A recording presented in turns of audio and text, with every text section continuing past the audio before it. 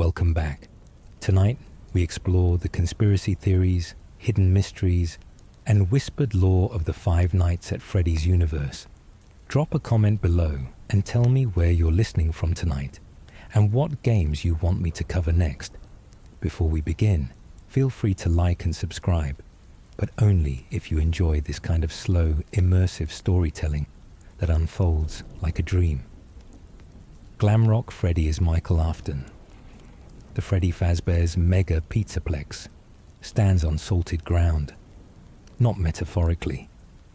The foundation of that gleaming structure, with all its neon and noise and the constant percussion of children's shoes on polished floors, rests directly on top of the ruins of Freddy Fazbear's Pizzeria Simulator, the building where Henry Emily ignited the fire that was supposed to end everything. And somewhere in that scorched foundation, the theory goes, Michael Afton did not leave. He could not leave under this reading because Michael never quite died the way living things are supposed to die. He had already been hollowed out by Ennard. He had already walked through the world as a decomposing vessel and survived it through whatever mechanism remnant confers on those it has saturated long enough. He died in the fire alongside the others, yes, but dying and leaving are different propositions in the FNAF universe. And the evidence that he stayed, that he found something to hold on to in the construction of the new location above his remains, is embedded in Glamrock Freddy's behavior in ways the game does not fully explain through any other lens. Consider the line that launched 10,000 forum threads. I am not me. It is one of the stranger things a pre-programmed animatronic entertainment unit might say during a children's birthday event, and it is not the only anomaly. Glamrock Freddy speaks with an awareness of the Pizzaplex's history that extends beyond his installed knowledge base. He says, in a line from the game's descent sequence, that he found himself when he cleared the path through the sinkhole, which is to say, based on what the game shows us, that something shifted in him when he descended into the physical space directly adjacent to the ruins of the place where Michael burned. His eyes are the same shade of blue associated with Michael's model in older games. His entire behavioral profile orients around protecting a small, frightened boy who bears a striking resemblance to the brother Michael failed in 1983. And this is the theory's emotional center. Having spent decades trying to undo what he did to the crying child, having gone to sister location to free his sister, and then to the Pizzeria Simulator as Henry's volunteer knowing it would destroy his body, Michael's soul latched onto the nearest available vessel when the sinkhole was opened. Not out of desperation, out of unfinished business. The animatronic that emerged was something new, running Fazbear code on top of something older and angrier and more determined. And when Gregory climbed inside Freddy's chest cavity, the theory holds that Michael recognized the shape of a child who needed protecting in a way he could not have recognized if he had been nothing but circuitry. The stomach hatch, meanwhile, has been interpreted as something darker and more personal. Michael was scooped by Ennard and carried that violation in his hollowed-out body for years. The cavity in Freddy's torso, officially described as existing for oversized birthday cakes and party favors, is in this reading a physical echo of that wound, and Gregory, hiding inside it, safe inside a body that should not be capable of the kind of loyalty it displays, becomes the child Michael is finally, imperfectly, able to protect. Vanessa is William Afton's daughter. Her last name begins with A. It is the only letter officially confirmed in any source material, appearing as Vanessa A across GameJolt posts and in-game documentation. A single letter. And the FNAF community has spent years extracting everything possible from it. The most prominent reading is that the A stands for Afton. The evidence is scattered and individually inconclusive, but collectively persistent. Her father, in the therapy recordings scattered through the Pizzaplex, is referred to only as Bill. Bill, the common shortening of William. He is described as controlling, manipulative, and emotionally abusive, in ways that map uncomfortably well onto the portrait of William Afton that the games have constructed over a decade of incremental revelation. Vanessa's vulnerability to glitch trap, her susceptibility to a specific form of digital manipulation that other beta testers seem to have resisted more effectively, has been read by some portion of the theorist community as a kind of inherited proximity. If glitch trap is at least partly an echo of William's psychology, the idea that his daughter would be especially susceptible to its influence carries a grim internal logic. Then, there is the film. The movie makes Vanessa explicitly William's daughter, naming her Vanessa Shelley and building her arc around the specific anguish of a child who understands what her father has done and cannot reconcile the person she loved with the horror that person became.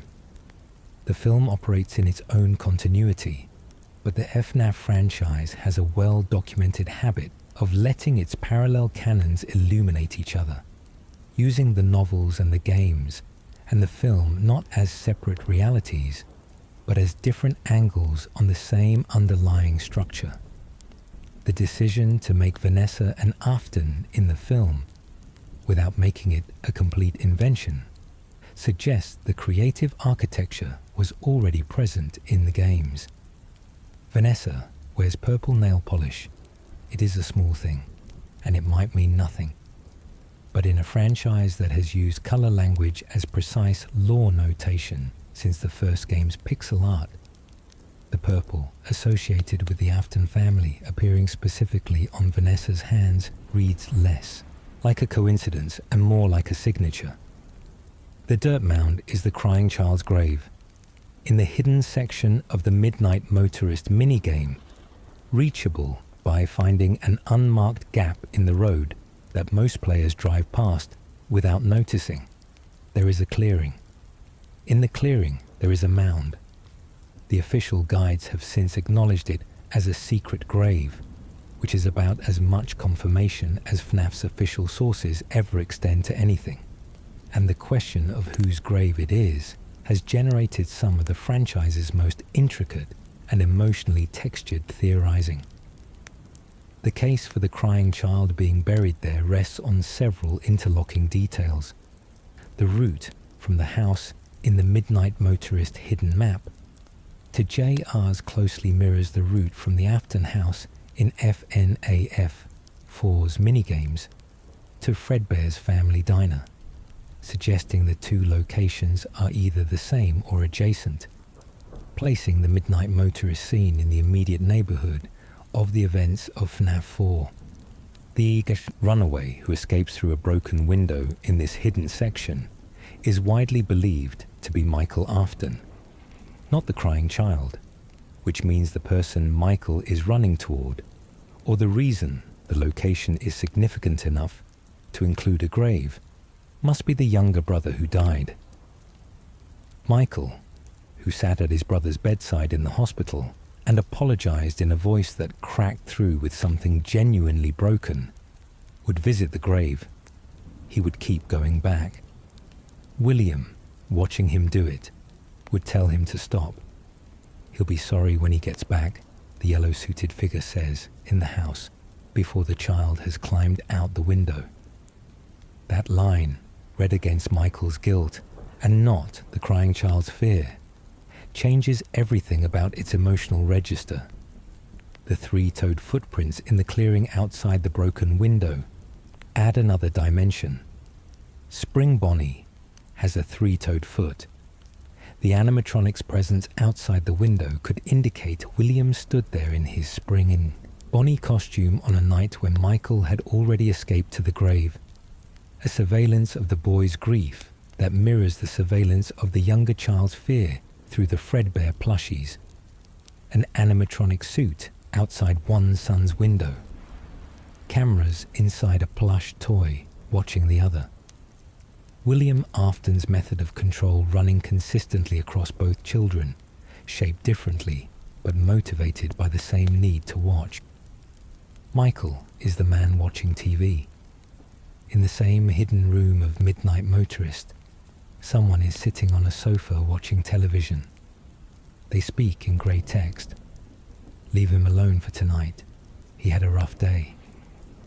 It is a line of quiet resistance that goes nowhere, because the yellow-suited figure ignores it and proceeds to the locked bedroom door.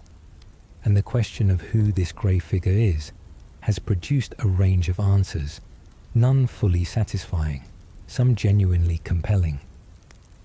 The theory that it is Michael Afton begins with a detail from Sister Location. Between the end of each night shift in that game, Michael is shown going home and watching television. It is a brief, almost throwaway image, but it establishes television watching as specifically part of Michael's character pattern. The grey text colour also echoes the text colour used for Michael's brother in the FNAF 4 cutscenes, though the text there belongs to the bully, not the victim, suggesting it may be the Afton family's default colour for the older sibling, rather than anything more specific. If the grey figure is Michael, then the scene becomes a quiet portrait of a family whose damage is ongoing and cumulative. William comes home from whatever he was doing in the night. Michael tries half-heartedly to intercede on behalf of a sibling who has already gone, and William's response is to ignore him completely. The hierarchy of helplessness is visible in a single exchange. Michael, who will go on to embody guilt and penance through every subsequent game in his story, cannot stop his father here any more than he could stop him at Fredbear's. The alternative reading, that the figure is Henry Emily, has gained some traction based on Henry's own later admission that he failed to act when he should have.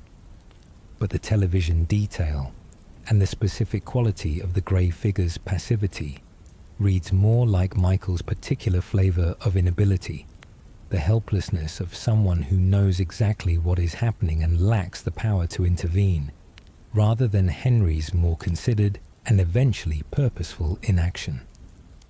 The Fredbear plush cameras. The plushies in the crying child's room are not passive toys. This has been established clearly enough through the games themselves. The Fredbear plush speaks to the child. It warns him. It acknowledges things it should not know.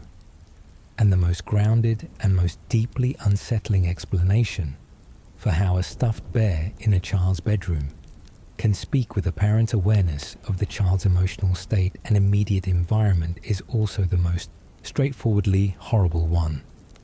The plush is a surveillance device, and William Afton is on the other end.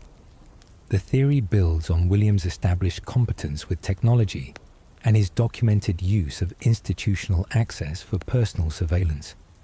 He built the animatronics. He understood their mechanisms in ways that extended beyond engineering into something approaching intimacy. The idea that he would embed small cameras and speakers into a plush toy, hide the device among his terrified son's bedroom belongings, and monitor the results of the fear experiments he was running, fits within the behavioral profile the games have built for him without requiring any mechanism the universe has not already established. What the theory changes is the texture of the Fredbear plush sequences. The soft voice reassuring the crying child does not belong to a supernatural entity trying to comfort him. It belongs to his father, whose interest in his son's psychological state was not protective, but clinical. The plush promises to put him back together, not as a comfort, but as a statement of intent, framed in language calibrated to a terrified child, because William understood, on some level, how to speak that language when it served his purposes. The warmth in the voice is not warmth at all. It is an instrument of observation, wearing warmth as a costume. Mrs. Afton's grave is the mound. The mound in the Midnight Motorist clearing does not have a confirmed occupant. The guides call it a secret grave.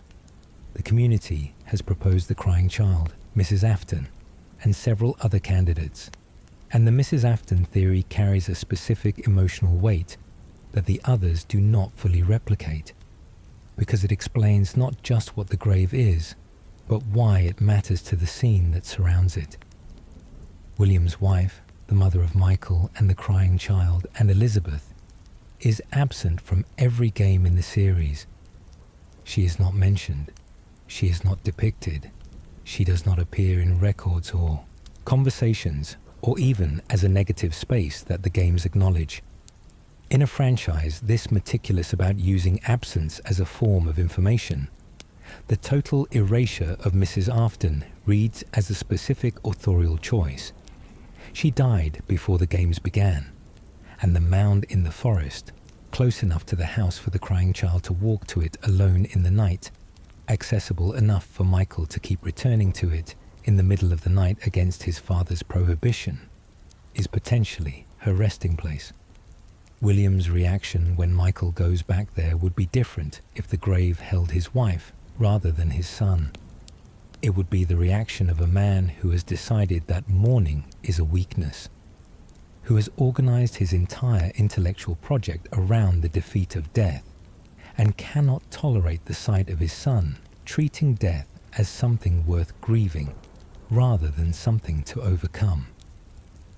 He'll be sorry when he gets back, carries a different register when directed at a son visiting his mother than when directed at a son simply disobeying a curfew.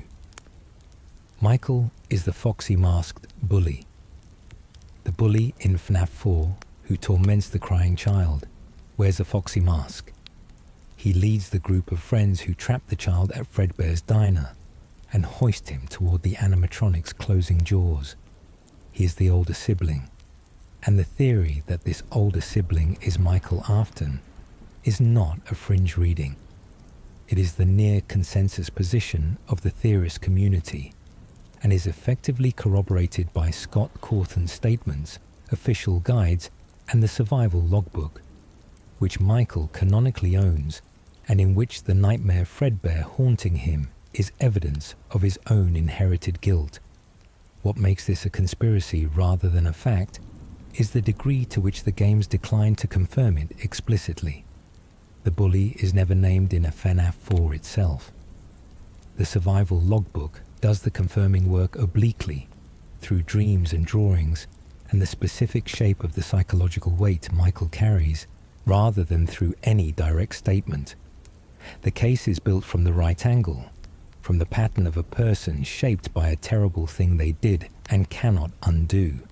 And the bully's foxy mask, which the older sibling uses as a costume for cruelty, connects directly to the foxy imagery that haunts Michael's nightmares as rendered in the logbook's pages. The horror of the theory deepens when placed next to Michael's later life. He survived his brother's death and his guilt.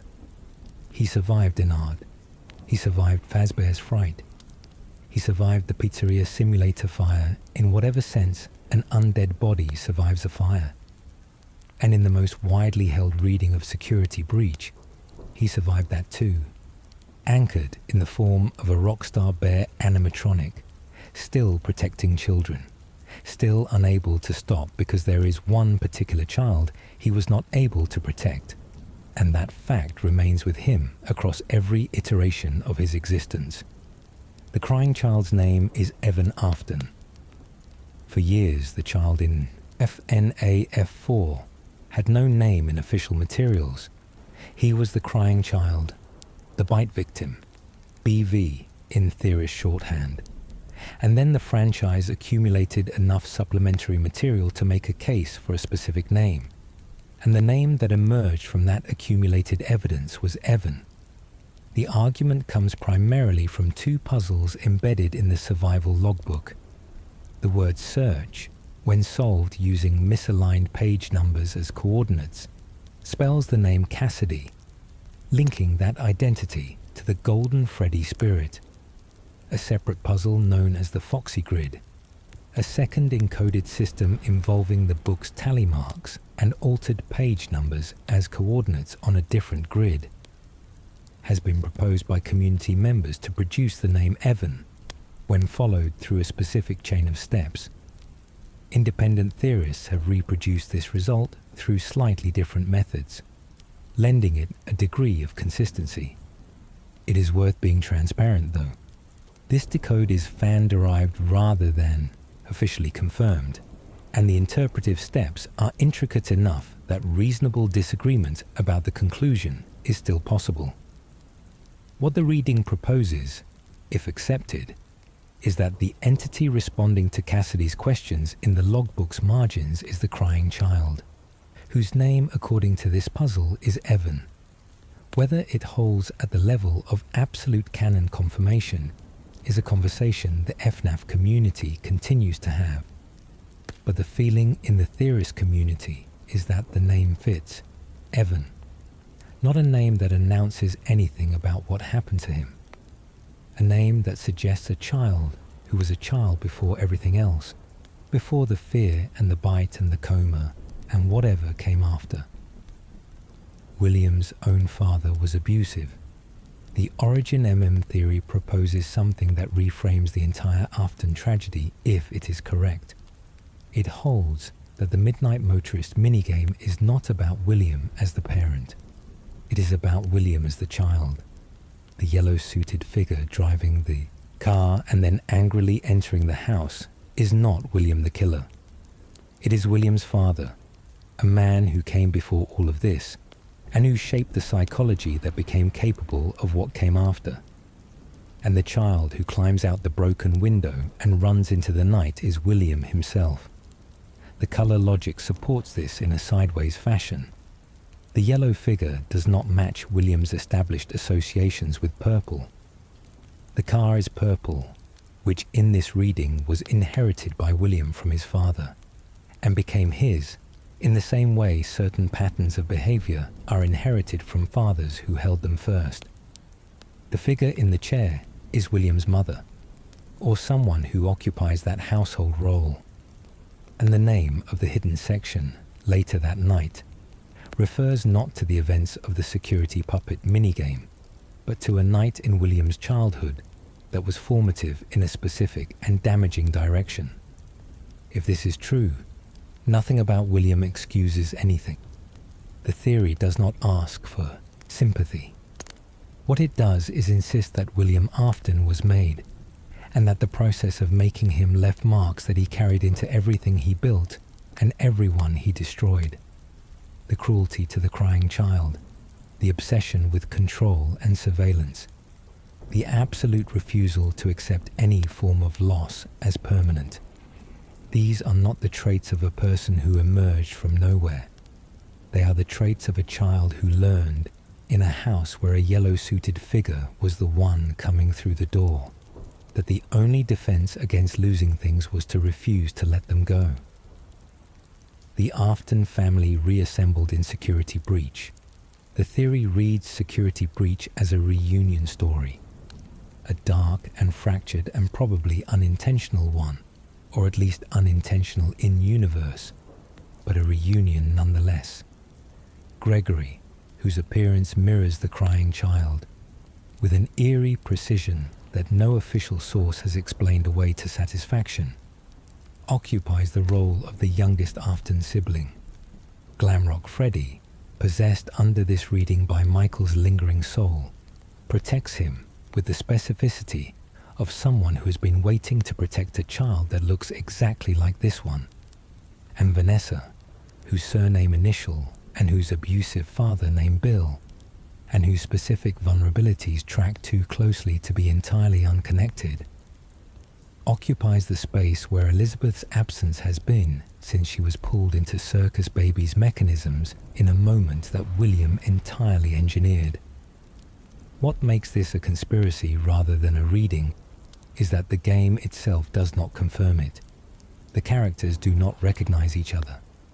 Freddy does not say Michael's name. Gregory does not remember a father or a bite or a hospital room. Vanessa does not connect her father Bill to the Springtrap suit or to the murders. The reunion, if it is a reunion, happens at a level below conscious memory, operating through the shapes of relationships rather than through any explicit acknowledgement of what those shapes once held. The emotional geometry of the game arranges itself around this reading in ways that are difficult to dismiss. A protective older brother figure, a child who needs protecting, a young woman manipulated by her father's legacy into becoming an instrument of harm who ultimately finds her way out of it. The same family, the theory proposes, cycling through new bodies in a new building, unable to stop being themselves. Elizabeth's soul influences Vanessa. Elizabeth often possessed Circus Baby. Circus Baby was scooped, its endoskeleton fused into Ennard. Ennard was ejected from Michael's body and retreated to the sewers. Scrap Baby appeared in Pizzeria Simulator, rebuilt and carrying Elizabeth's voice and memory.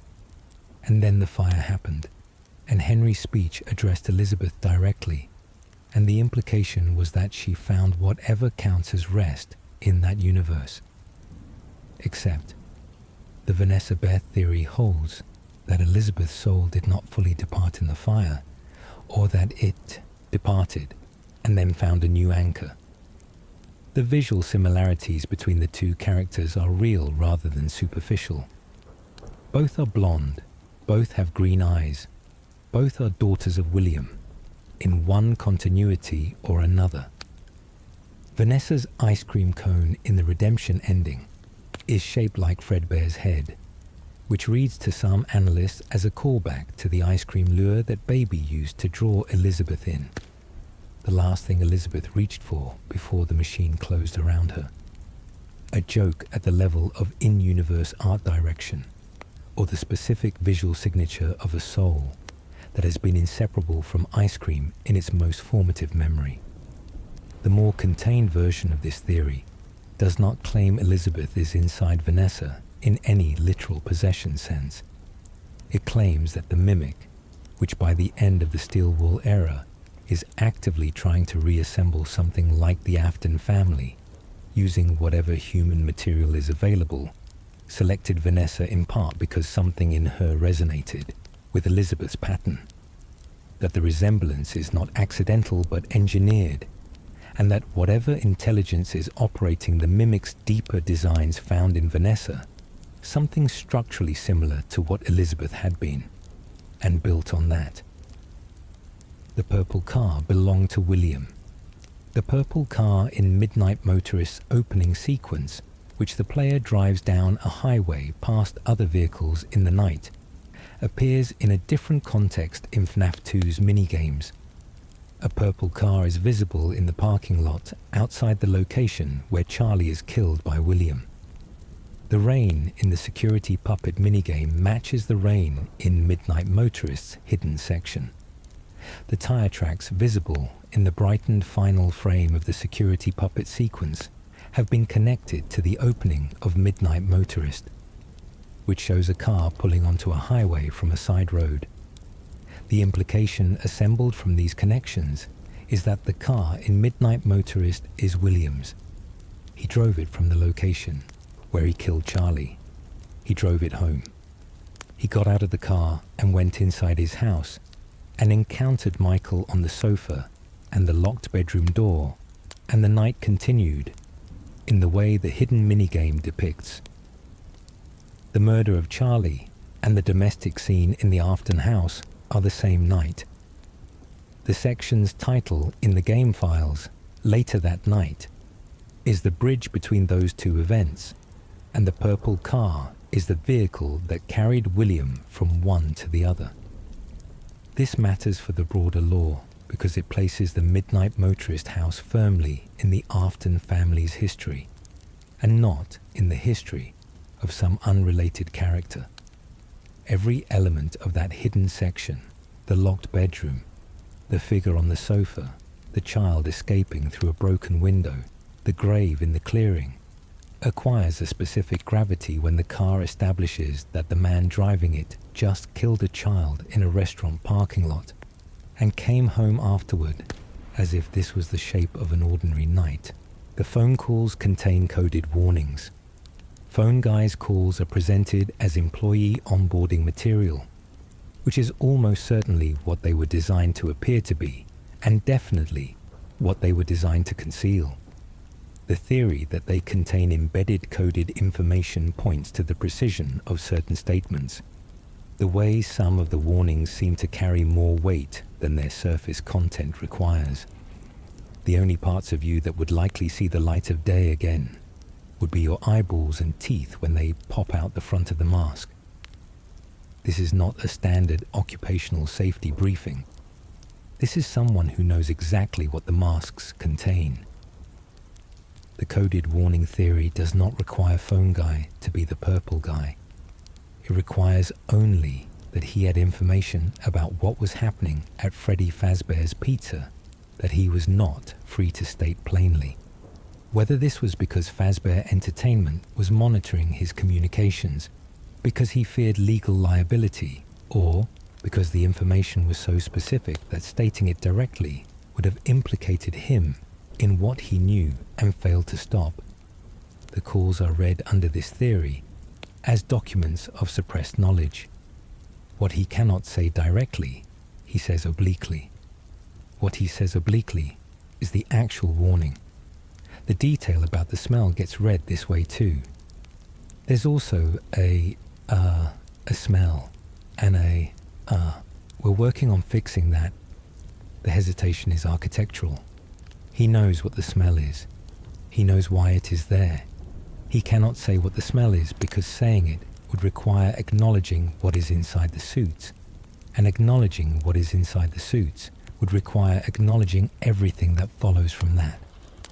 The coded warning theory holds that phone guy was trying to protect guards while operating within constraints that prevented him from protecting them adequately, and that the calls are the record of a man navigating that impossible position one careful word at a time. The Fredbear plush is not supernatural. The Fredbear plush speaks in a warm and specific voice that knows things. It offers comfort and then withdraws it. It promises the crying child that everything can be put back together, which is either the cruelest lie in the franchise or the most misguided comfort or something else entirely.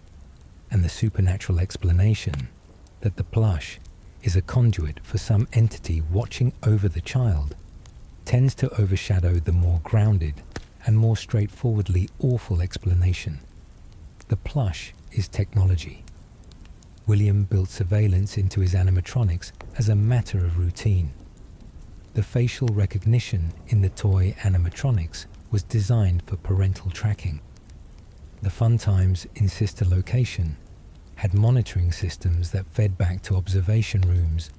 The idea that he built a scaled-down version of this into a plush toy and gave it to his son, or placed it in his son's room without his son's knowledge, requires nothing that the franchise has not already established as part of William's methodology.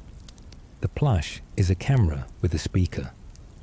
The warmth in the voice is William performing warmth. The knowledge of the child's state comes from watching him. This reading does not require the Fredbear plush to be a weapon, exactly. It can coexist with William genuinely wanting to monitor the results of whatever he was observing about his son's fear response. The fear experiments in the bunker use similar systems: hallucinogenic gas and automated threads feeding back to monitoring equipment, and the plush in the crying child's bedroom is potentially the most intimate version of that same experimental structure. A fear study conducted on a child in his own home, using a toy he loved as the instrument. William's jealousy is the root cause. Henry Emily was a better father than William Afton. He was a better partner. He was arguably a better engineer, or at least a more ethically oriented one. And he had a daughter who loved the puppet he built for her and who was protected, for however long she lived, by technology that Henry designed with her specifically in mind. The security puppet exists because Henry was paying attention to Charlie's movements within the restaurant, because he cared enough to build a specific safeguard for a specific child. William watched his own children through cameras inside plush toys. The theory that William's murders originate in jealousy of Henry, rather than in any intrinsic capacity for evil, proposes that the first murder, Charlie's, was personal in a way that the subsequent ones were not. Charlie was Henry's. Killing Charlie was a wound directed at Henry that William could deliver without being caught, in a parking lot in the rain, when no cameras would see the purple car driving away afterward.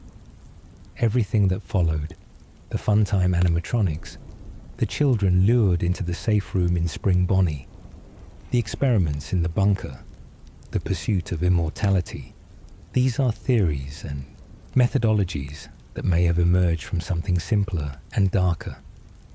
A man who had always been in the shadow of someone who built things from love and who found that he could not tolerate it.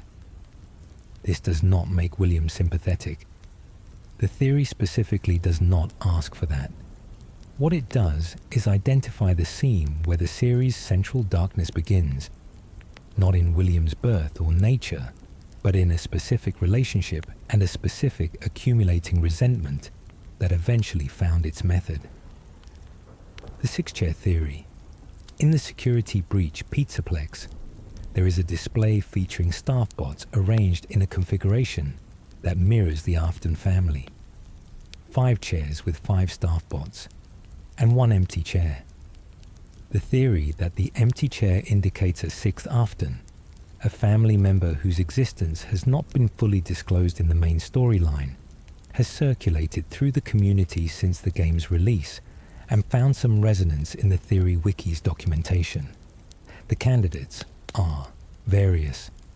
Some theories connect the empty chair to Gregory under the Gregbot reading, positioning him as a robotic recreation of the crying child who would complete the family set. Others connect it to the Mimic itself, which has been operating as a kind of structural replacement for William's presence throughout the Steel Wool games, filling the role of William-shaped threat in each new location. The Mimic's name, its entire behavioral profile, is built around the premise of substitution, of something taking the place of something else, and the empty chair in the Afton family display could be the most literal representation of the hole it is trying to fill.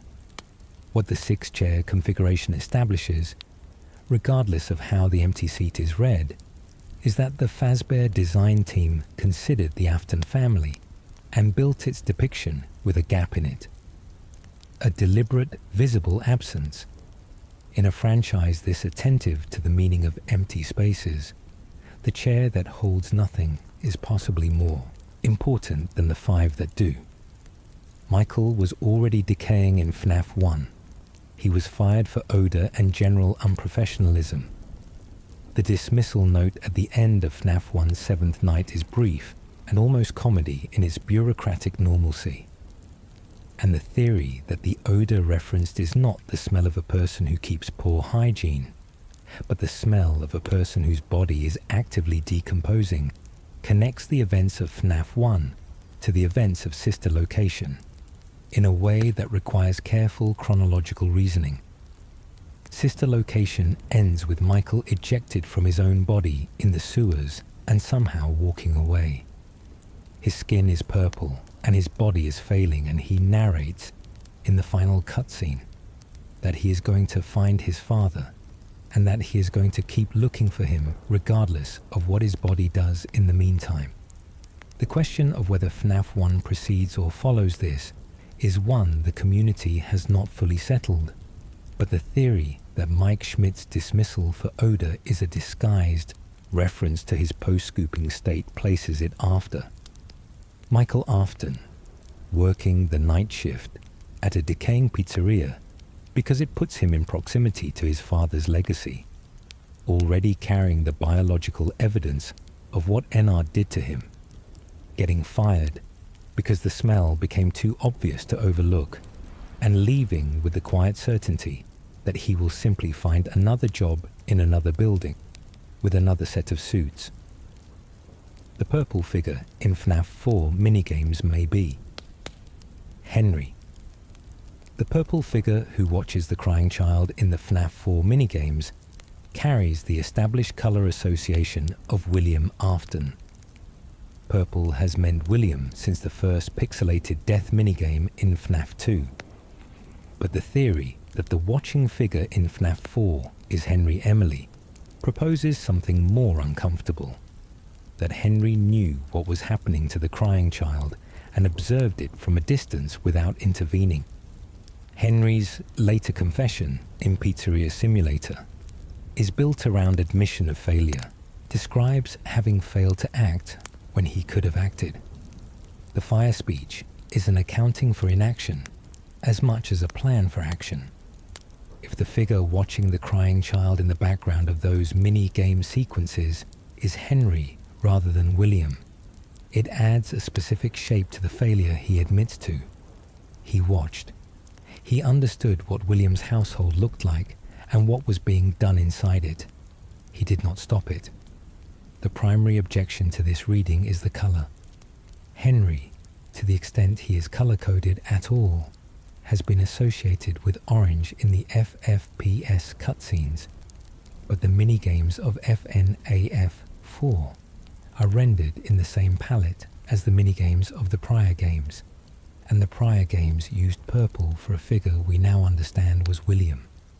The colour consistency could be a deliberate misdirect, leading the player to assume William is watching when the watcher is someone else entirely.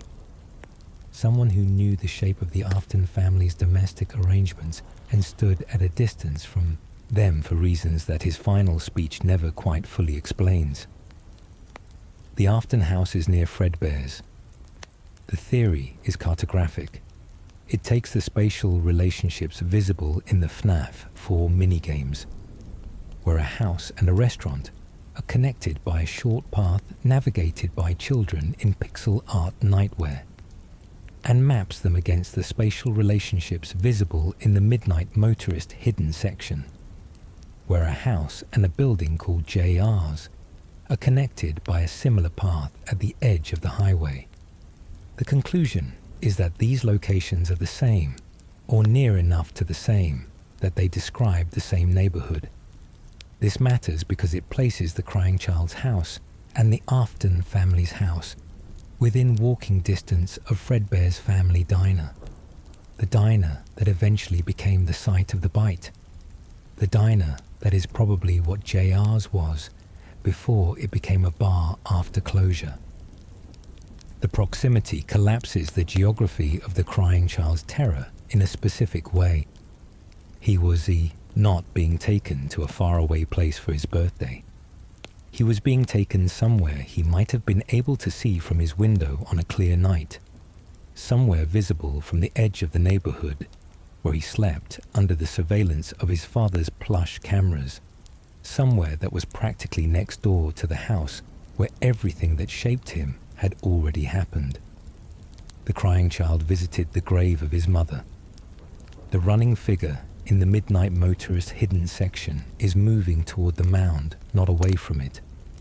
Or at least, the mound is in the direction of the running, in the clearing that the child would reach if they kept going past JR's and into the woods. And the theory that the mound holds Mrs. Afton, and that the child keeps returning to it, and that this is the thing William resents and tries to stop, constructs a portrait of the crying child's grief that is almost unbearably specific in its quiet sadness. A child who lost his mother. A child who was terrified of the animatronic his father built. A child whose only brother was complicit in the cruelest prank of his short life. And who kept going back to a mound in the woods because the mound was the only place in that world that belonged to someone who had loved him without condition.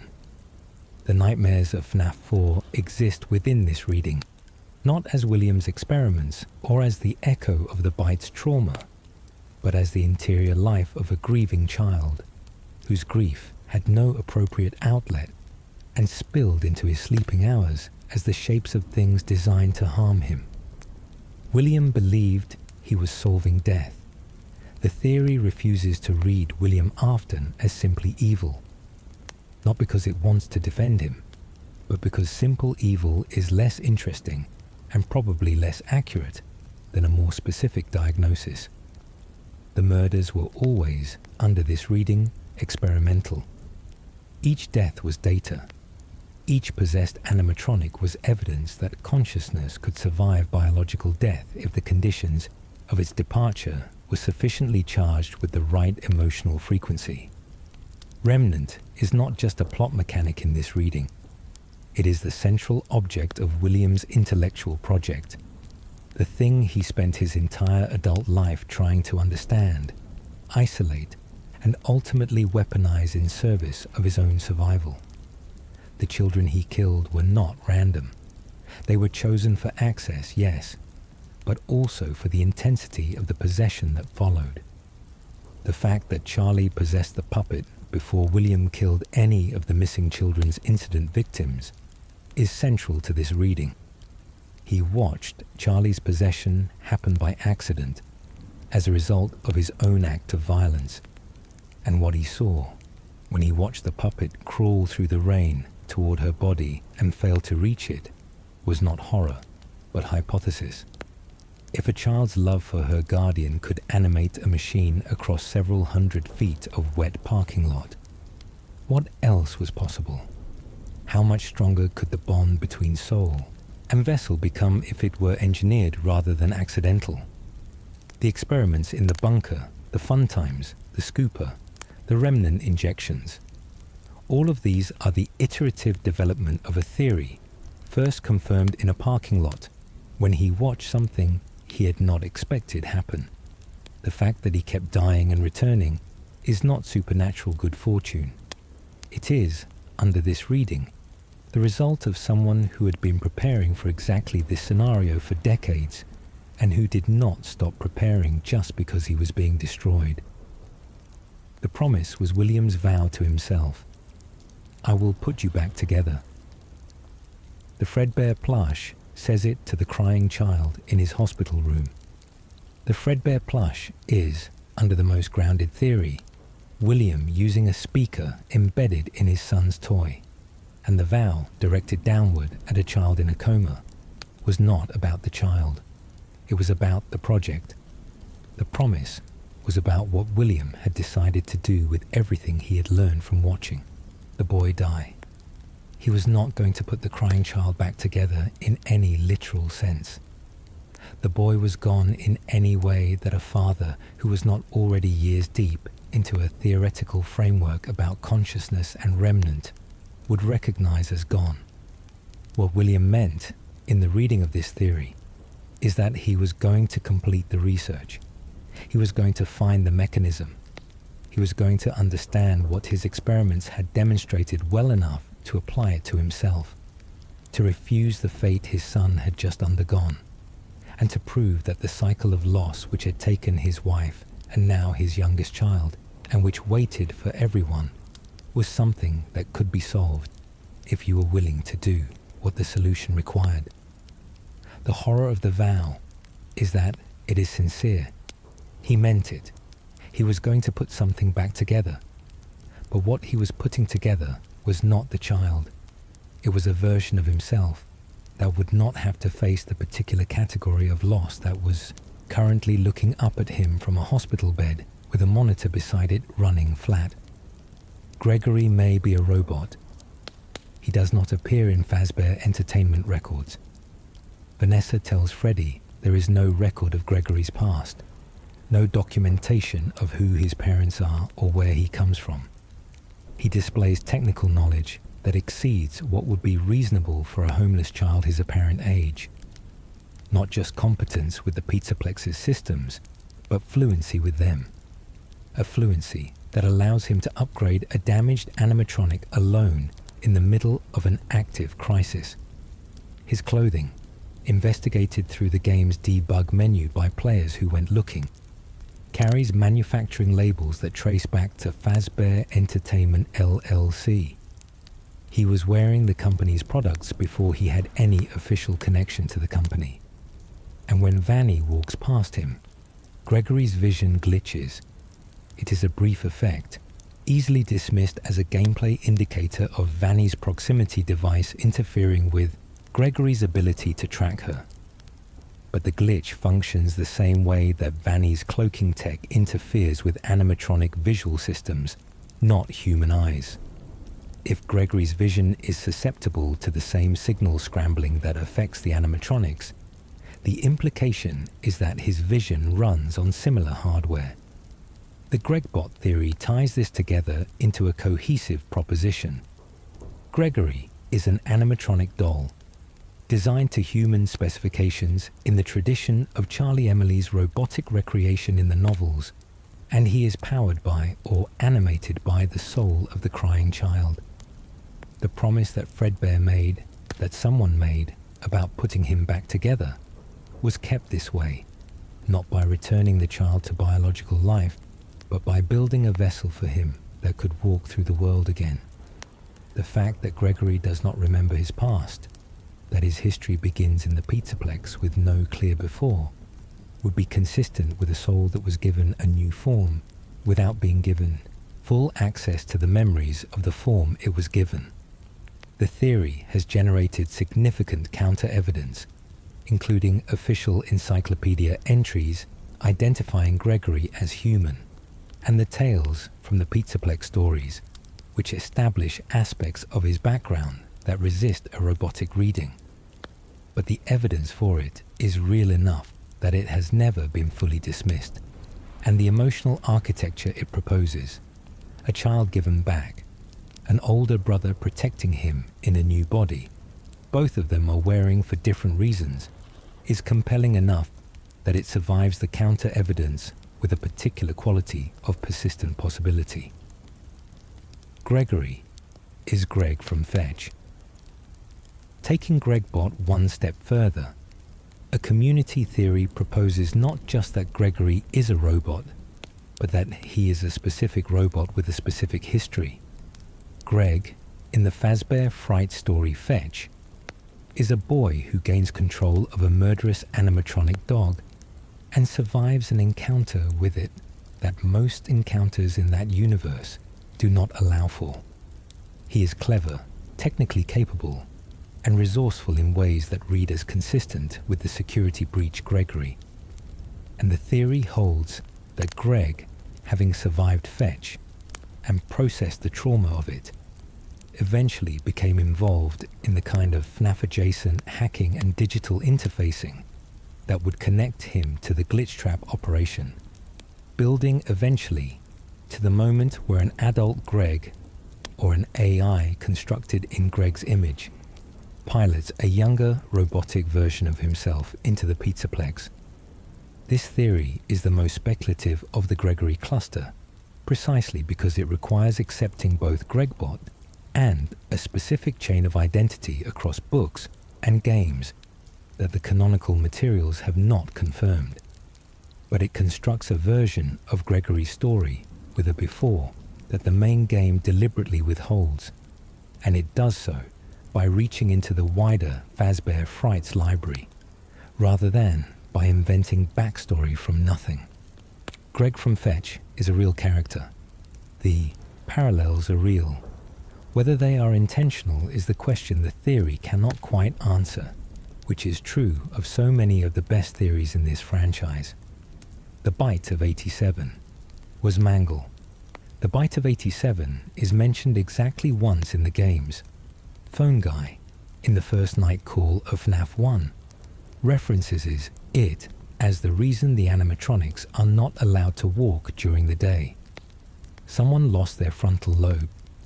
The victim survived, and the question of who delivered that bite has occupied the theorist community for the entire history of the franchise, never fully resolved, generating more candidate theories than almost any other single mystery in the series. Mangle is the strongest candidate under most analyses. The physical evidence begins with the jump scare. In FNAF 2, Mangle attacks the player by swinging down from the ceiling with its jaws aimed at the upper portion of the head, precisely where the frontal lobe is located. This is the animatronic's natural attack pattern, and if it reproduced that pattern during a daytime event at the restaurant, the result would be consistent with what the phone call describes. Mangle also has the largest jaw among the viable candidates, is the most physically mobile due to its improvised disassembled and reassembled state, does not have a fixed stage position to keep it occupied during the day, and has a documented history of being abused by children, which some readings interpret as a factor in developing whatever level of behavioral unpredictability contributed to the event. Phone Guy is uncomfortable when he discusses Mangle specifically. He describes the children's habit of disassembling it, and staff eventually giving up on repairs, as if this is a slightly embarrassing operational anecdote. But the discomfort is palpable in the phrasing. An animatronic that the staff stopped being able to manage, that children treated as a toy to be taken apart and reassembled, that roams without a specific assigned space, and that has a jump scare animation perfectly calibrated to remove a frontal lobe, is also an animatronic that could have done exactly what the phone call describes in broad daylight at a birthday party with plenty of witnesses and none of the premeditation that would have made it preventable. Toy Chica's UCN voice line is a confession. "Where's my beak?" Lodged in your forehead, of course. Toy Chica says this in Ultimate Custom Night, one of several animatronics taunting the player through voice lines that the community has exhaustively analyzed for lore significance. And the frontal lobe, in human anatomy, is located in the forehead. The line, delivered with the particular brittle brightness that characterizes Toy Chica's dialogue throughout, reads in this context not as abstract menace, but as a specific reference to a specific event that the speaker has particular knowledge of. The case for Toy Chica beyond the UCN line rests on the character encyclopedia's description of her as cruel and bloodthirsty, which would be an odd characterization for an entertainment unit if it were not carrying some weight of actual history, and on a quote attributed to her in that same volume: "Don't stick your beak where it's not wanted." The detail about the beak is important. Toy Chica famously removes her beak during performances, leaving an unsettling gaping smile. The UCN line about the beak being lodged in someone's forehead implies the beak was in place, which is to say the bite occurred while Toy Chica was operating in something like normal mode, rather than during a performance. And during daytime events, she would have been moving through the restaurant with her beak attached. The complication is mechanical. Toy Chica's beak opens and closes with limited range, and the consensus among the fan community is that the frontal lobe removal described in the phone call would have required more force than a small rotating beak could deliver. But a frontal lobe does not need to be removed entirely for the description "lost their frontal lobe" to be accurate in the sense of severe and permanent frontal lobe damage. And the theory holds that the precision of the UCN reference to "your forehead" is not an accident. Both Mangle and Toy Chica did it. The compromise theory holds that the bite of 87 was not committed by a single animatronic, but by two. Toy Chica's beak, angled at the forehead with its limited force, could have initially penetrated the skull or created the entry wound. Mangle, following in the chaos of whatever triggered the event, completed the injury with the kind of wide-jaw impact its jump scare animation demonstrates. Two animatronics, both with evidence pointing toward them, both with physical mechanisms that address different aspects of the described injury, and an event that may have been complex enough and fast enough that no single eyewitness could provide a completely coherent account of what actually happened. The appeal of this theory is that it preserves all of the evidence for both candidates rather than requiring the rejection of either. The UCN line remains a reference to Toy Chica's participation. Mangle's jump scare remains the most physically plausible single animatronic delivery mechanism. And the fact that the toy animatronics as a group were scrapped in the aftermath suggests a collective failure rather than a single perpetrator, an event that implicated the entire line rather than one isolated unit. Cassidy is the girl with black hair.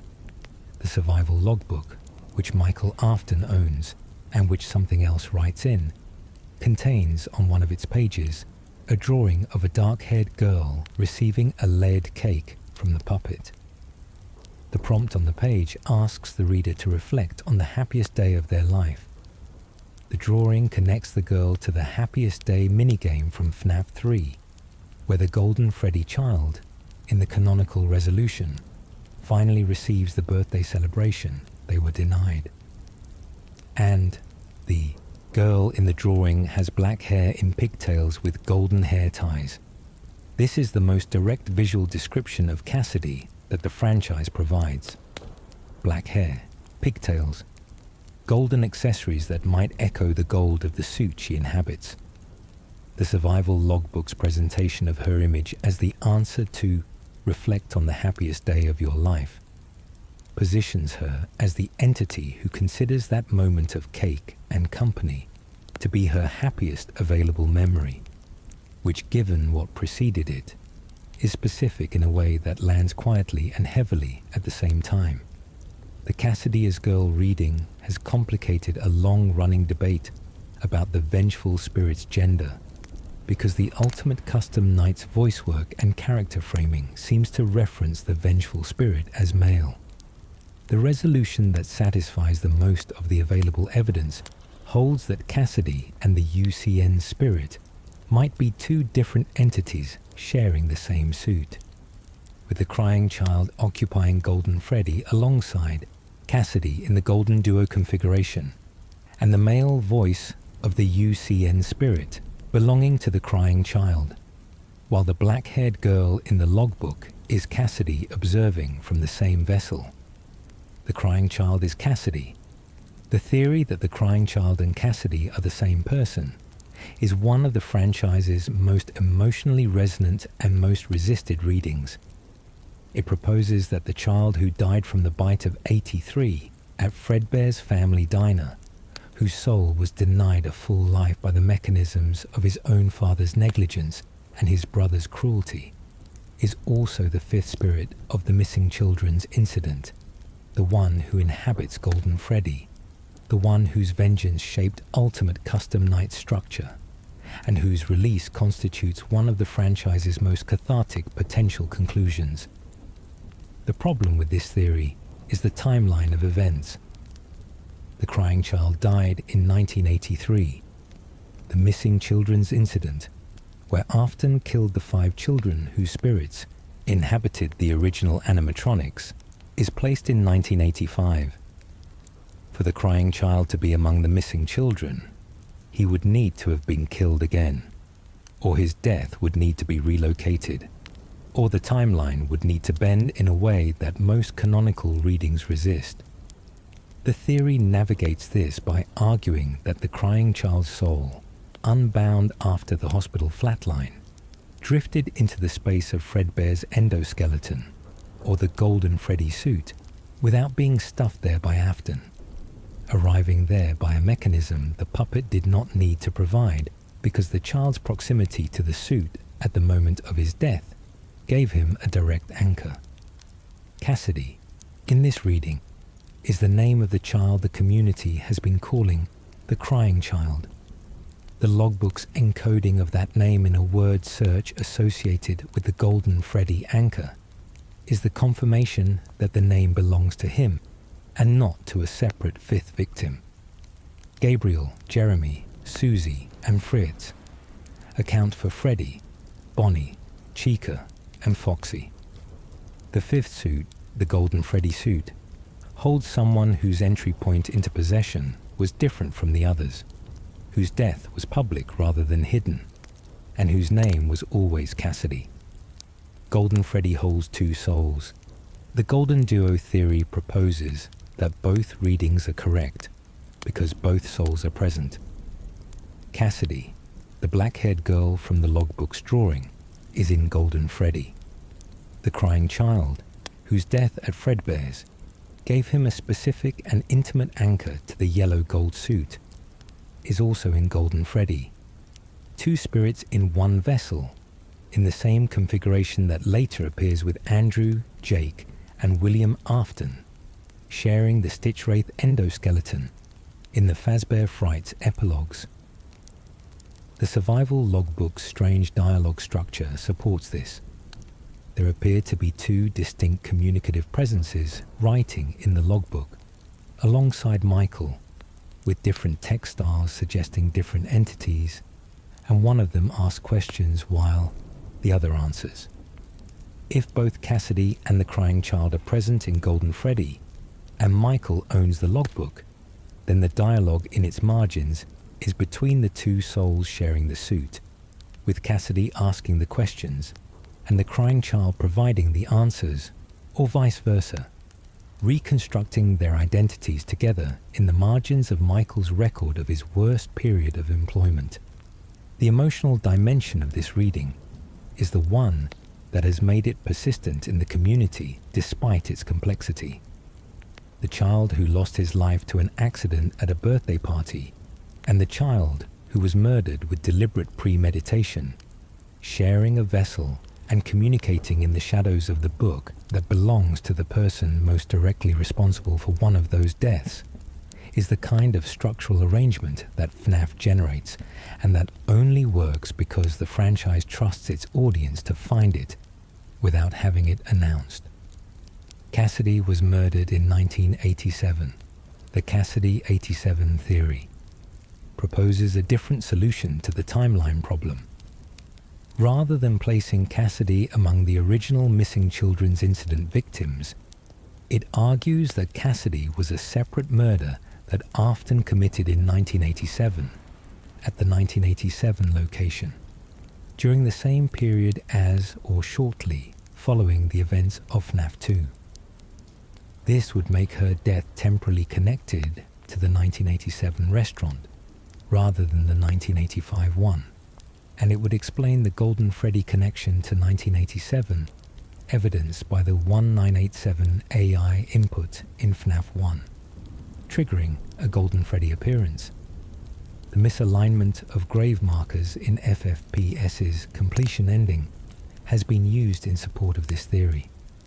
When the heads from FNAF 3's bad ending are superimposed over the gravestones from Pizzeria Simulator's Lawkeeper ending, Cassidy's partially visible gravestone appears to align with the Bonnie head rather than with the Golden Freddy position. If Jeremy, whose name is confirmed to correspond to Bonnie in the week before, had that confirmed alignment, then the misalignment of Cassidy could suggest she is not one of the original 5 at all, but a 6th victim whose grave occupies a different position in the sequence. This reading allows all 5 original victims to occupy the 5 original suits cleanly.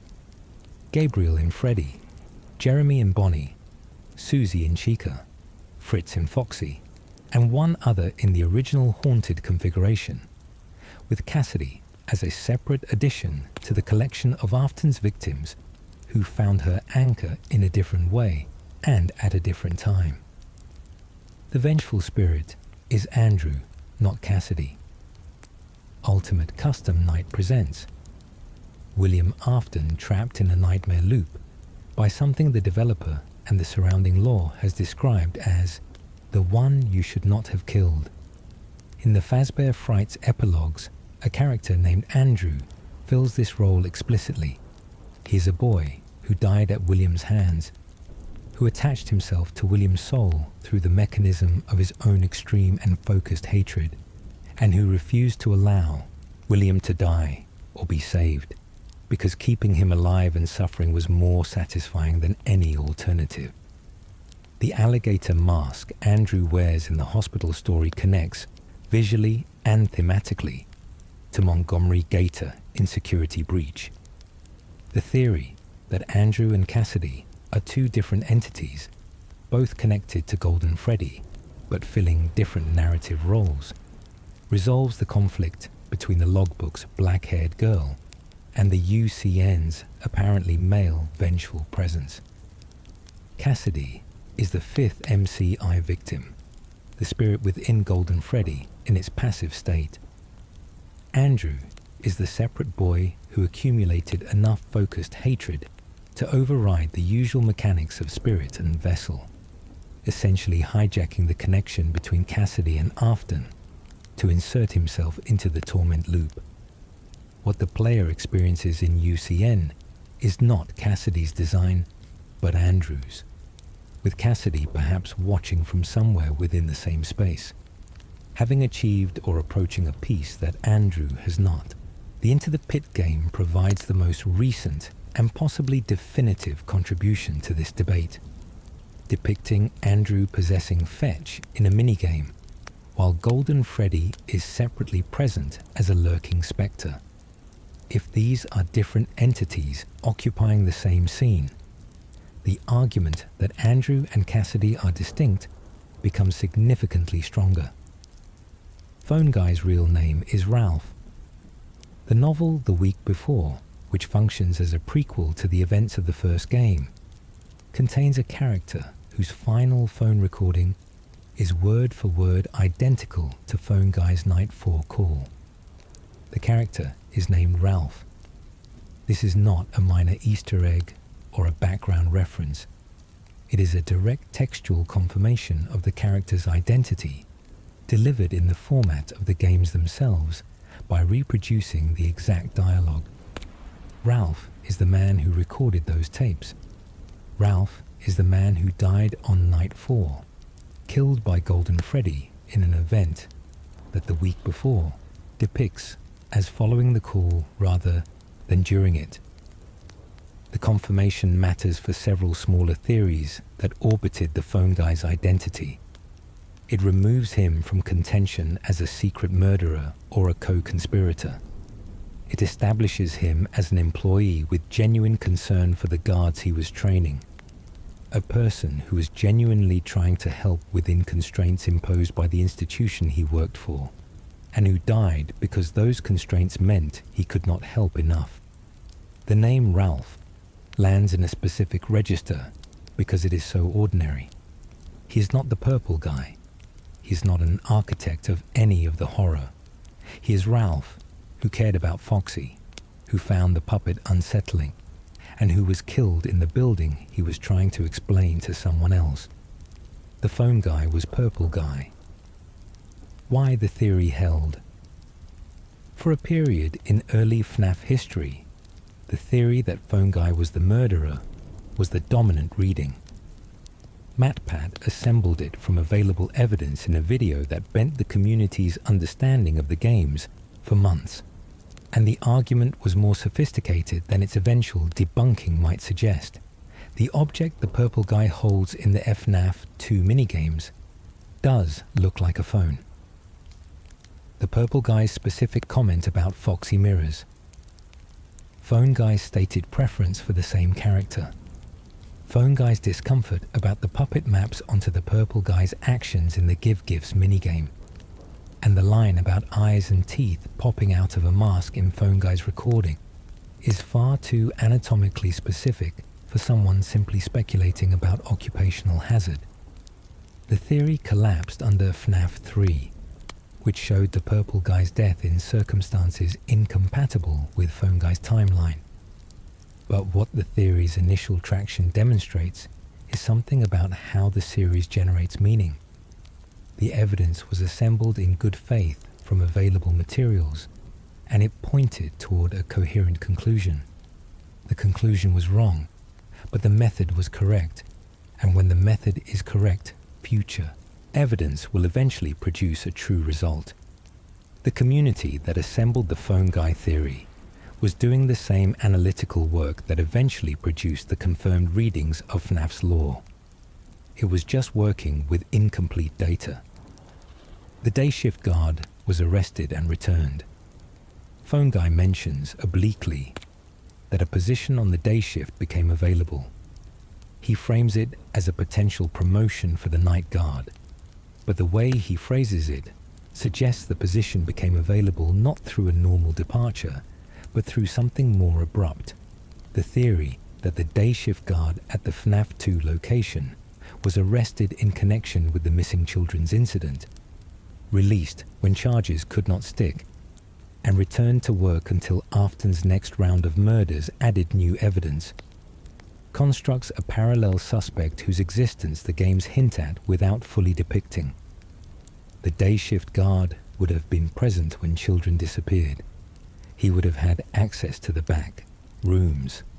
If the original Purple Guy theory's framework, with its candidate who had institutional access and institutional cover, is partially correct, the day shift guard is a viable container for that framework, even if Phone Guy himself is not. The line, "Our guard during the day has reported nothing unusual," takes on a different quality if the guard is actively suppressing reports of the unusual, because his own position depends on those reports remaining unremarkable. Mike Schmidt is Michael Afton. The question of whether the protagonist of FNAF 1 and the Michael Afton established in later games are the same person has been answered at the level of strong community consensus, corroborated by official materials, and the name Mike Schmidt is widely understood as an alias used while working at a location connected to his father's legacy. The survival logbook belongs to Michael Afton. It contains references to nightmares that connect to FNAF 4's imagery in ways that confirm the connection. The character who shows up at Fazbear's Fright in FNAF 3, who works at Sister Location, who appears in the cutscenes of Pizzeria Simulator, is all identified by the logbook as the same person who worked the night shift at the original Freddy Fazbear's Pizza under a false name. The false name reads as deliberate concealment. William Afton's son working at a Fazbear location under a different name, in a building directly connected to his father's crimes, doing penance or surveillance or both, while the spirits of the children his father murdered tried to stuff him into a suit they associated with the man who killed them. The survival itself, across 7 nights, the 7-night customization that gets Mike fired for tampering, is consistent with Michael's established ability to persist through things that should be unsurvivable. Shadow Freddy is agony incarnate. Shadow Freddy appears without explanation and serves as the guide that leads the haunted animatronics to the safe room where William Afton dismantles them. His origins are never confirmed.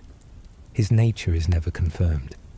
And the theory that he is not connected to William at all, but is instead an autonomous manifestation of accumulated suffering, a form taken by the agony of the location itself when it reached sufficient density, proposes a mechanism for his existence that is consistent with how the Fazbear Fright stories describe agony's behavior in material that is saturated with it. Agony, in the stories and in the logic of the wider franchise, does not require a host. It accumulates in objects and spaces exposed to extreme emotional suffering. A building that has held children's deaths and adult violence and suppressed grief for years would, under this mechanism, develop something like an ambient will, a tendency towards certain outcomes that emerges from the concentration of unresolved emotion embedded in its walls and floors. Shadow Freddy would be the most advanced expression of this ambient will, given a form by the same pressure that gives possessed animatronics their particular awareness, but not belonging to any specific child's soul or any specific human's agenda. He serves the ghost's desire for justice, not because William sent him, but because the space itself wanted that resolution and generated the instrument for it. The puppet and Golden Freddy have unimpeded power. Among all of the haunted animatronics in the franchise, the puppet and Golden Freddy operate by different rules. The puppet travels between locations. She moves through rain. She gives the gift of possession to other spirits with what appears to be deliberate choice. Golden Freddy crashes the game when his AI values are set to specific numbers, behaves as a hallucination with unclear boundaries between the imagined and the real, and appears in forms that the other animatronics do not replicate.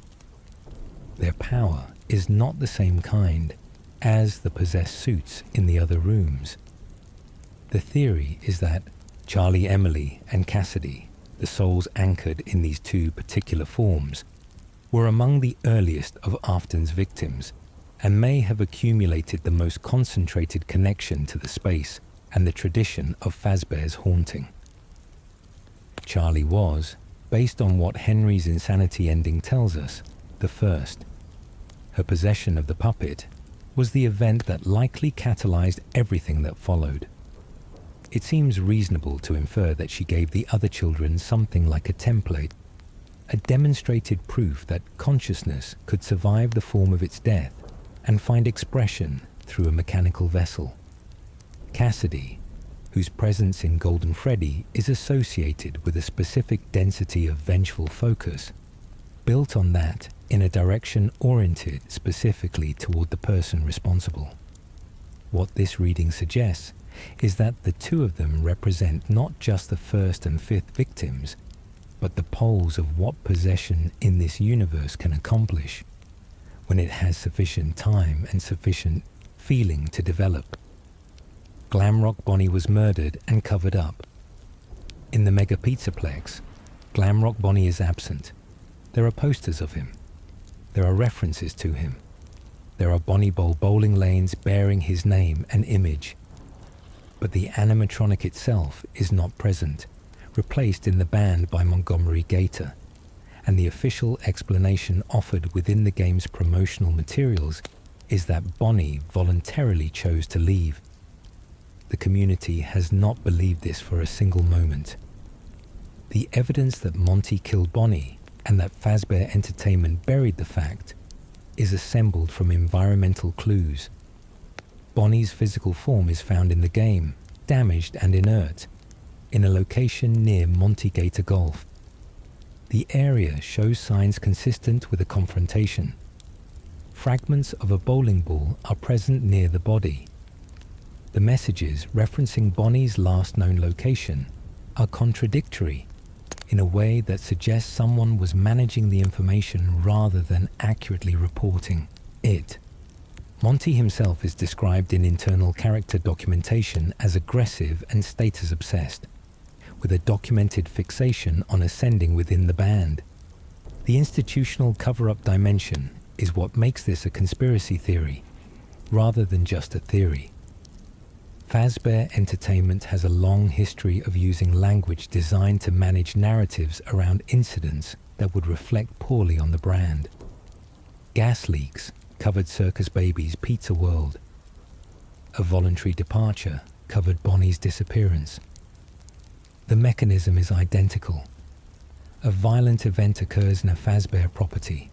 Someone with authority over the records decides the public version of events, and the physical evidence is left in a room that most visitors will never access.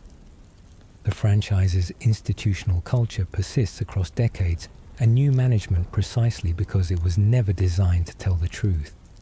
It was designed to continue. The mound in Monty Golf marks Bonnie's burial. The layout of the Mega Pizzaplex places the sinkhole, the ruined remains of the pizzeria simulator location, directly beneath the building. And the theory that extends Bonnie's murder beyond simple dismantlement proposes that Bonnie's remains were dropped into the sinkhole or into the infrastructure adjacent to it, that the Pizzaplex was built on top of its own secret in exactly the same way the pizzeria simulator was built on top of the ruins of FNAF 1 through 3. Every Fazbear location is built on something it is trying to contain. This one is no different, except that what it is trying to contain this time was destroyed from within. The caution bots in the Ruin DLC have eyes that glow in a manner associated with possessed or soul-bearing entities. A door associated with these bots leads to the space where Bonnie's inert form is found. The debug mode of Ruin describes the caution bots as caution bot souls, which is either developer terminology that leaked lore, or lore that is developer confirmed through a channel few players checked.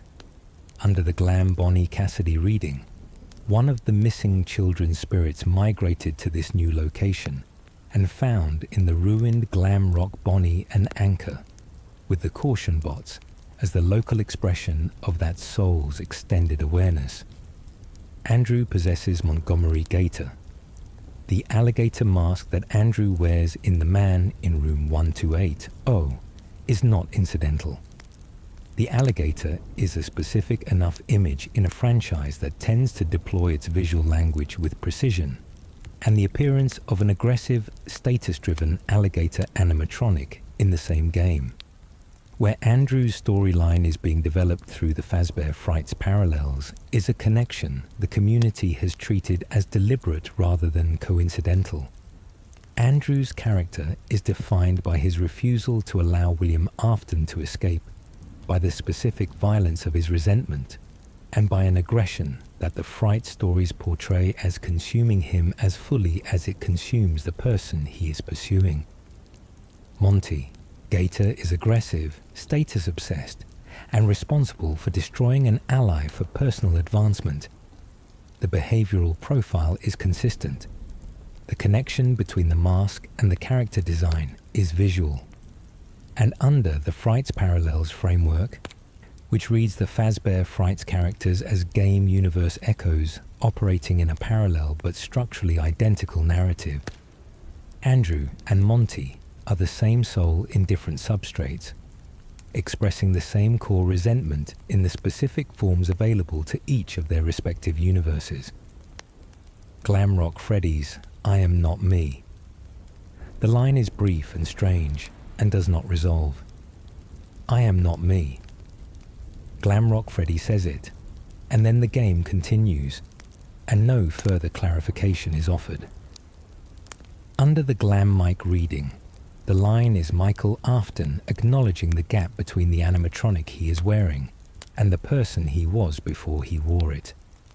Under other haunted Freddy theories, it is Gabriel's spirit from the original Freddy Fazbear suit reconstructed in a new body and disoriented by the distance between who he was as a child and what the Pizzaplex has made him. Under the Glam Henry reading, it is Henry Emily who built Freddy in the first place and now operates him with the weariness of someone who has been building Freddy Fazbears for 40 years. The most interesting aspect of the line is its deliberate refusal to tell the player which it is. The game could have given Freddy a more specific statement. It chose not to. The I Am Not Me is a placeholder for a revelation that has not yet been delivered, either because it requires future games to confirm, or because the ambiguity is itself the lore. A statement that covers all possible haunted Freddy theories without confirming any of them. Freddy is not himself. Something else is using him. Beyond that, the game asks the player to fill the space. The mimic mimicked Gregory to trap Cassie. At the end of Ruin, a voice that sounds like Gregory comes through the radio and tells Cassie that the cable has to be cut, that she cannot allow the mimic to follow her out through the elevator shaft. The elevator drops, Cassie falls, and the question of whether it was Gregory or the mimic speaking is one of the most deliberately unresolved questions in the franchise's most recent chapter. The theory that it was the mimic points to several converging pieces of evidence. The mimic's entire operational logic is built around voice mimicry. It has demonstrated throughout the game the ability to replicate voices it has heard, including Gregory's. The real Gregory, under this reading, would not have had the radio access the voice claimed, and the specific outcome of the exchange, Cassie falling, is the outcome that benefits the mimic's escape more than any alternative, since a functional Cassie would be in a position to pursue it or alert others. The complication is that the game files contain separate voice IDs for Gregory and the mimic, and the final cable cutting line has been analyzed and attributed to the Gregory the Shut ND rather than the mimic ID by community members who have accessed the raw audio data. Whether this represents the developer's intention or a technical inconsistency is a question the franchise has not answered, maintaining the ambiguity as a deliberate narrative feature of what is likely a setup for a future game's opening scenario. Gregory cut the cable. The counter theory holds that it was genuinely Gregory, and that Gregory cut the cable, and that this is not a monster's act but a child's act from a specific and terrible place. Gregory, across the game and the supplementary tales from the Pizzaplex stories, is not a simple protagonist. He was previously under Glitchtrap's control. He hacked the animatronics. He killed 4 therapists in one reading of the evidence through the mechanisms available to someone with administrative access to the Pizzaplex's systems and an agenda he was not fully conscious of maintaining. The Gregory who broke free from Glitchtrap's control is not without history, and the Gregory who cut the cable may have been making a calculation about containment that prioritized what he could not risk over what he was sacrificing. The emotional weight of this reading is different from the mimic theory. If the mimic cut the cable, it is an act of predatory deception in a long chain of predatory deceptions. If Gregory cut the cable, it is something more complicated. A child who has been shaped by violence and manipulation, making a choice in a moment of crisis that cannot be undone, with or without full awareness of what he was choosing. The franchise tends to prefer the more complicated reading, and Gregory, as established through the supplementary materials, is complicated enough to make it plausible. Cassie's father is the Bonnie-masked bully. The group of masked children who tormented the crying child in FNAF 4 wore masks that corresponded to the animatronic band: a Freddy mask, a Bonnie mask, a Chica mask, a Foxy mask worn by Michael. The boy in the Bonnie mask is never identified by name, and the theory that connects him to the adult technician in Help Wanted 2, and through the technician to Cassie, proposes that the unnamed Bonnie-masked bully grew up, became a Fazbear employee through whatever combination of professional trajectory and residual fascination leads people to work with these machines, and eventually became the parent of the child sent into the ruined DLC's ruins to find Gregory. The generational quality of this reading is consistent with what the franchise has been doing across the Stillwall games. The children of the 1983 generation have grown into the adults of the 2020s generation, and their relationships to the franchise they were formed by are various and complicated and not always defined by distance. Michael kept working at Fazbear locations. The day shift guard theory holds that someone returned after being arrested. The Bonnie-masked bully, grown into a middle-aged technician, would fit into this pattern, and Cassie inheriting his connection to the Pizzaplex, without knowing what her father contributed to its history, is the specific texture of inherited consequence that FNAF has been developing since it first established the Afton family's multi-generational damage. The Vanny mask in Ruin is the original, in a piece of footage visible on the daycare theatre's screen in Ruin. Vanny can be seen wearing her patchwork rabbit mask as she pursues Gregory through the Pizzaplex. Cassie, who is wearing the Mazbot-delivered mask in the present of the DLC, observes that Vanny's mask and her own mask are the same. The implication that the mask Cassie is using is the same physical object that Vanny used connects the two story periods through an artifact, and the theory that the mask was recovered from the ruin of the Pizzaplex and delivered by the Mimic's apparatus, specifically to draw Cassie into. The AR network proposes that the mask is a key rather than a coincidence. Vanny was freed from Glitchtrap's control by the Princess Quest sequence in Security Breach's canonical ending. The mask, as a physical object, does not need a conscious wearer to function as a delivery mechanism for AR overlays. The Mimic, operating through Helpy and the Mazbot, used the mask to give Cassie access to a layer of the world that the Mimic needed her to interact with, and the specific mask it chose was Vanny's, which carries the digital history of everything Vanessa experienced while wearing it. Whether the mask retains that history in a form that affects Cassie's experience of the AR network, or whether the choice of Vanny's mask specifically is symbolic rather than functional, the theory holds that nothing in Ruin was placed by accident. The Pizzaplex is built on the simulator location. The geographic layering of FNAF's locations is one of the franchise's most consistent structural motifs. Each new Fazbear property is built on the ruins of the previous one, inheriting not just the real estate, but the accumulated residue of everything that happened there. The simulator location burned. Its ruins are the sinkhole that the Pizzaplex's maintenance pathways descend into. And Burn Trap, the decayed Springtrap form that appears at the end of Security Breach's Burn Trap ending, is found in a charging pod within that sinkhole, in a space that maps physically to where Springtrap would have been in the burn building below. The Mimic's positioning within the sinkhole at the end of Ruin confirms the layering as structurally intentional rather than incidentally geographic. The Mimic was contained by Edwin Murray's Cradle computer in the 1979 Murray's Costume Manor facility. That facility's layout corresponds to spaces that the Pizzaplex's underground infrastructure connects to. The chain of building on top of building, burying, and then inadvertently excavating describes a physical archaeology of the franchise's horror, with every new attempt to start fresh opening access to what the previous attempt left beneath.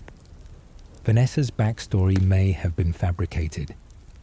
The therapy recordings in the Pizzaplex describe Vanessa's childhood, her abusive father named Bill, her psychological vulnerabilities, the trauma that left her susceptible to Glitchtrap's manipulation.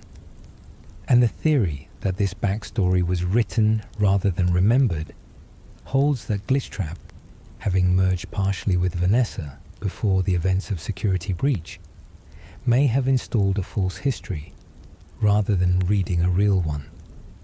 The same mechanism that allowed it to speak through her, to shape her behavior, to use her as an instrument, would have been capable of generating a believable past for the person it was inhabiting. A past calibrated to explain her psychological profile in ways that would resonate with a therapist.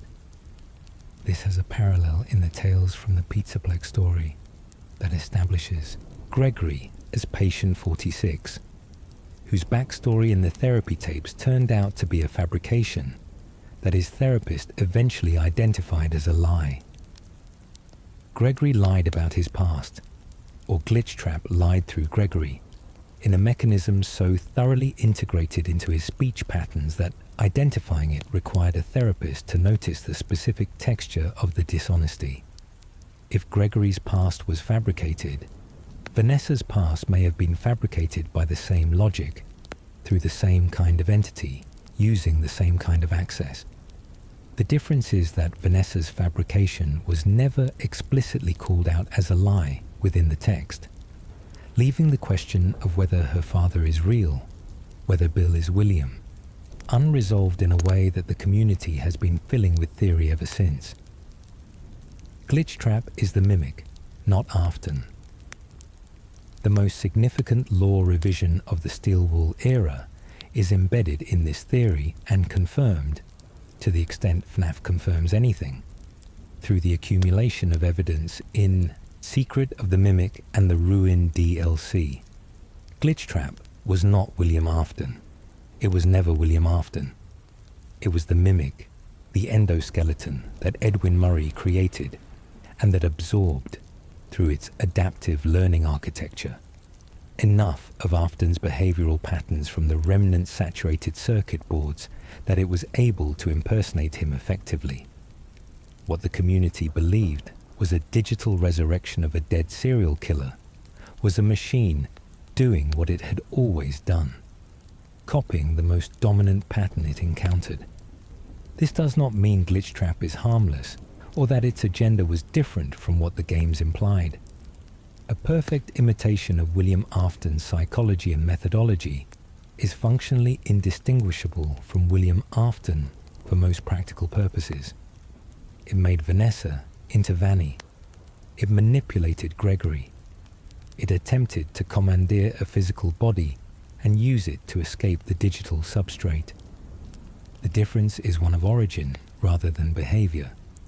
What pursued Vanessa through the help-wanted VR was not a ghost. It was a machine that had learned how to be the ghost, which is in some ways more disturbing, because machines, unlike ghosts, can be updated. Princess Quest is a trap. The Princess Quest arcade games appear in multiple Fazbear locations across the Steel Wool era. Help Wanted, Security Breach, Help Wanted 2. They are presented as in-universe entertainment, a fantasy game about a princess rescuing herself from a dungeon, and the theory that they are not games at all, but purpose-built traps, programmed specifically to contain Glitchtrap's code fragments within a castle environment that replicates the logical structure of a digital prison, proposes that someone with detailed knowledge of Glitchtrap's vulnerabilities designed them as containment vessels. The candidate for the designer is most frequently proposed as Tape Girl, or some affiliated party who understood enough about Glitchtrap's mimicry architecture to know that containing it required a space it would find navigable as itself. The castle imagery, the binary structure of prison and escape, maps onto the specific shape of a digital entity that understands itself as being wrongfully contained. You give it a narrative about escape, and it runs the escape narrative, and in running it, it stays in the game rather than propagating into the wider system.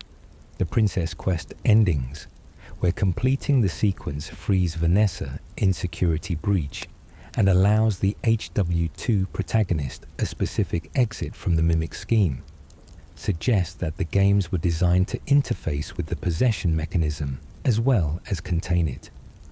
Not just a cage with a key for use by the prisoner. Gregory was working with Glitchtrap. Before the events of Security Breach, Gregory was patient 46 in the Pizzaplex's therapy program. He had taken the high scores on multiple arcade machines under the initials GGY. He had been seen on camera footage talking to a figure with rabbit ears. His access to Pizzaplex systems extended beyond what a visiting child would normally have.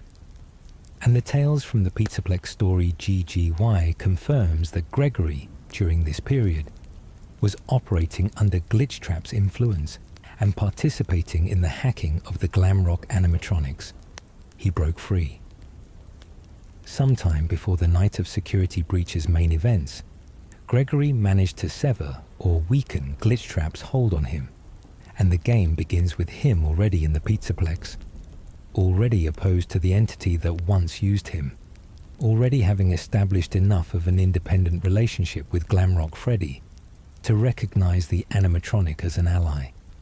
The theory that Gregory's homelessness, his lack of records, his severed connections to the world outside the Pizzaplex are all consequences of the break from Glitchtrap, rather than a pre-existing condition constructs a specific backstory for the character. He did not end up at the Pizzaplex by accident. He went back because he knew what was there and had decided, for whatever reason, that it needed to stop. Security breach takes place in 2025. The calendar in Security Breach is a stock asset that has been modified to remove the year, and the community has spent considerable effort extracting the year from contextual evidence. The strongest candidate under the SB 2025 analysis involves a daycare room that contains materials for a bar mitzvah celebration scheduled for March 15th. In Jewish tradition, bar mitzvahs are primarily held on Saturdays, Mondays, or Thursdays. March 15th falls on a Saturday in 2025, making it the most immediate year in which this scheduling detail would be accurate. Supporting evidence includes a Yay 40 birthday party setup in the daycare, which some theorists read as a reference to the missing children's incident occurring 40 years before the events of Security Breach, placing the incident in 1985 and confirming the 2025 date. This is the same MCI date established across multiple other evidence chains. The bar mitzvah detail is the most specific and calendrically verifiable piece, and the willingness of the game's designers to remove the year from the calendar while leaving the month and day intact suggests they were aware of this analysis and chose to make it available for those willing to look. Staff bots are based on Edwin Murray's designs. The staff bots in the Mega Pizzaplex, mechanical workers that perform maintenance and security functions, have design elements that correspond to the digitype of bots that Edwin Murray developed at Murray's Costume Manor in the late 1970s. The connection is visible in their overall physical configuration and in the mechanical precision of their movement patterns. And the theory that Fazbear Entertainment, having already incorporated Edwin's animatronic schematics and character designs into their lineup through the acquisition of MCM's assets, also incorporated his workerbot designs into the Pizzaplex's operational architecture, is consistent with the franchise's documented history of Fazbear using Edwin's work without credit or compensation. The institutional continuity this implies is one of the franchise's longer-running arguments about how horror perpetuates. Fazbear did not create the mimic. Fazbear did not create the original spirit possession mechanism. Fazbear acquired the products of other people's tragedy, deployed them for commercial purposes, and built structures on top of the damage those deployments caused. The staff bots running through the Pizzaplex's halls, built from the bones of Edwin Murray's late career mechanical work, are another iteration of the same process, taking what grief made and using it to serve the brand. The glam rocks are not possessed. Against the glam Mike and glam haunted theories, the counter theory holds that none of the Security Breach glam rocks are possessed in the classical FNAF sense. Freddy's sentience and loyalty to Gregory are the result not of a soul but of the sinkhole's proximity, of decades of accumulated remnant radiating upward through the Pizzaplex's subfloor into the animatronics whose maintenance paths descend nearest to it. Freddy, whose maintenance involves regular descents toward that remnant source, absorbed enough of its energy to develop something that functions like consciousness without involving any specific human soul's direct possession. This reading allows Freddy's exceptional behavior, his resistance to corruption, his specific loyalty, his I am not me disorientation, to be explained through the franchise's established physics rather than through a specific soul's continuity. The remnant in the sinkhole is not any one person's. It is the compressed residue of everyone who died in the buildings above it, and what it generated in Freddy is not a personality but a pressure, a tendency toward protection and care that emerged from the weight of all the unprotected and uncared for things that exist beneath him. Vanessa found Gregory before the game began. The alley ending of Security Breach shows Gregory sleeping in a cardboard box in an alleyway with a newspaper for a blanket, with Vanessa arriving to find him. The reading that this ending represents a sequence that has already happened before the game's main events begins, rather than a new occurrence at the game's conclusion, constructs a specific backstory for the Vanessa-Gregory dynamic within the Pizzaplex. She already knew who he was. She had already found him homeless and brought him to the Pizzaplex, or allowed him access to it. The game's events are not Vanessa discovering an unexpected child. They are Vanessa managing a situation she created by involving Gregory in the first place. This reading aligns with the therapy tape evidence that Gregory was already patient 46 before the game and already involved with the Pizzaplex's systems. If Vanessa found him in the alley and became his de facto guardian, bringing him into the Pizzaplex world, her subsequent hostility during the game's events would carry a different register. Not the hunter pursuing an unknown intruder, but someone who knows exactly who she is hunting and is following instructions she cannot fully resist that run against a relationship she had already developed. The Mimic has abandoned Afton's identity. The endgame of the Mimic's arc, as visible through the Steel Wool era and the language used in Help Wanted 2's endings, involves the entity gradually shedding the imitation of William Afton that characterized its behavior in the earlier games. Glitch Trap, in the Help Wanted 2 canonical ending, is described or implied to be discarded, with the Mimic described as ready to take a bow in its own form. The distinction between imitating Afton and being itself is one the Mimic appears to have arrived at through the process of iterative self-development, each game in the Steel Wool era representing another stage in its movement away from the template it was built on. What this means for the future of the franchise is that the recurring threat of the next Fazbear game is not Springtrap, not Glitch Trap, not any version of William Afton or his echo.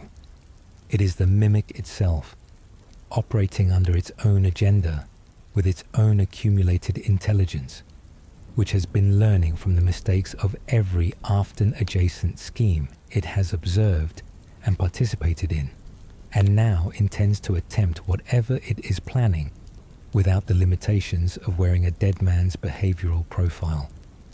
The franchise's next era, the theory proposes, will be the first one where the central antagonist is not explicable by the Afton family's history at all, because the thing coming is something the franchise has never fully faced before, a predator that made itself.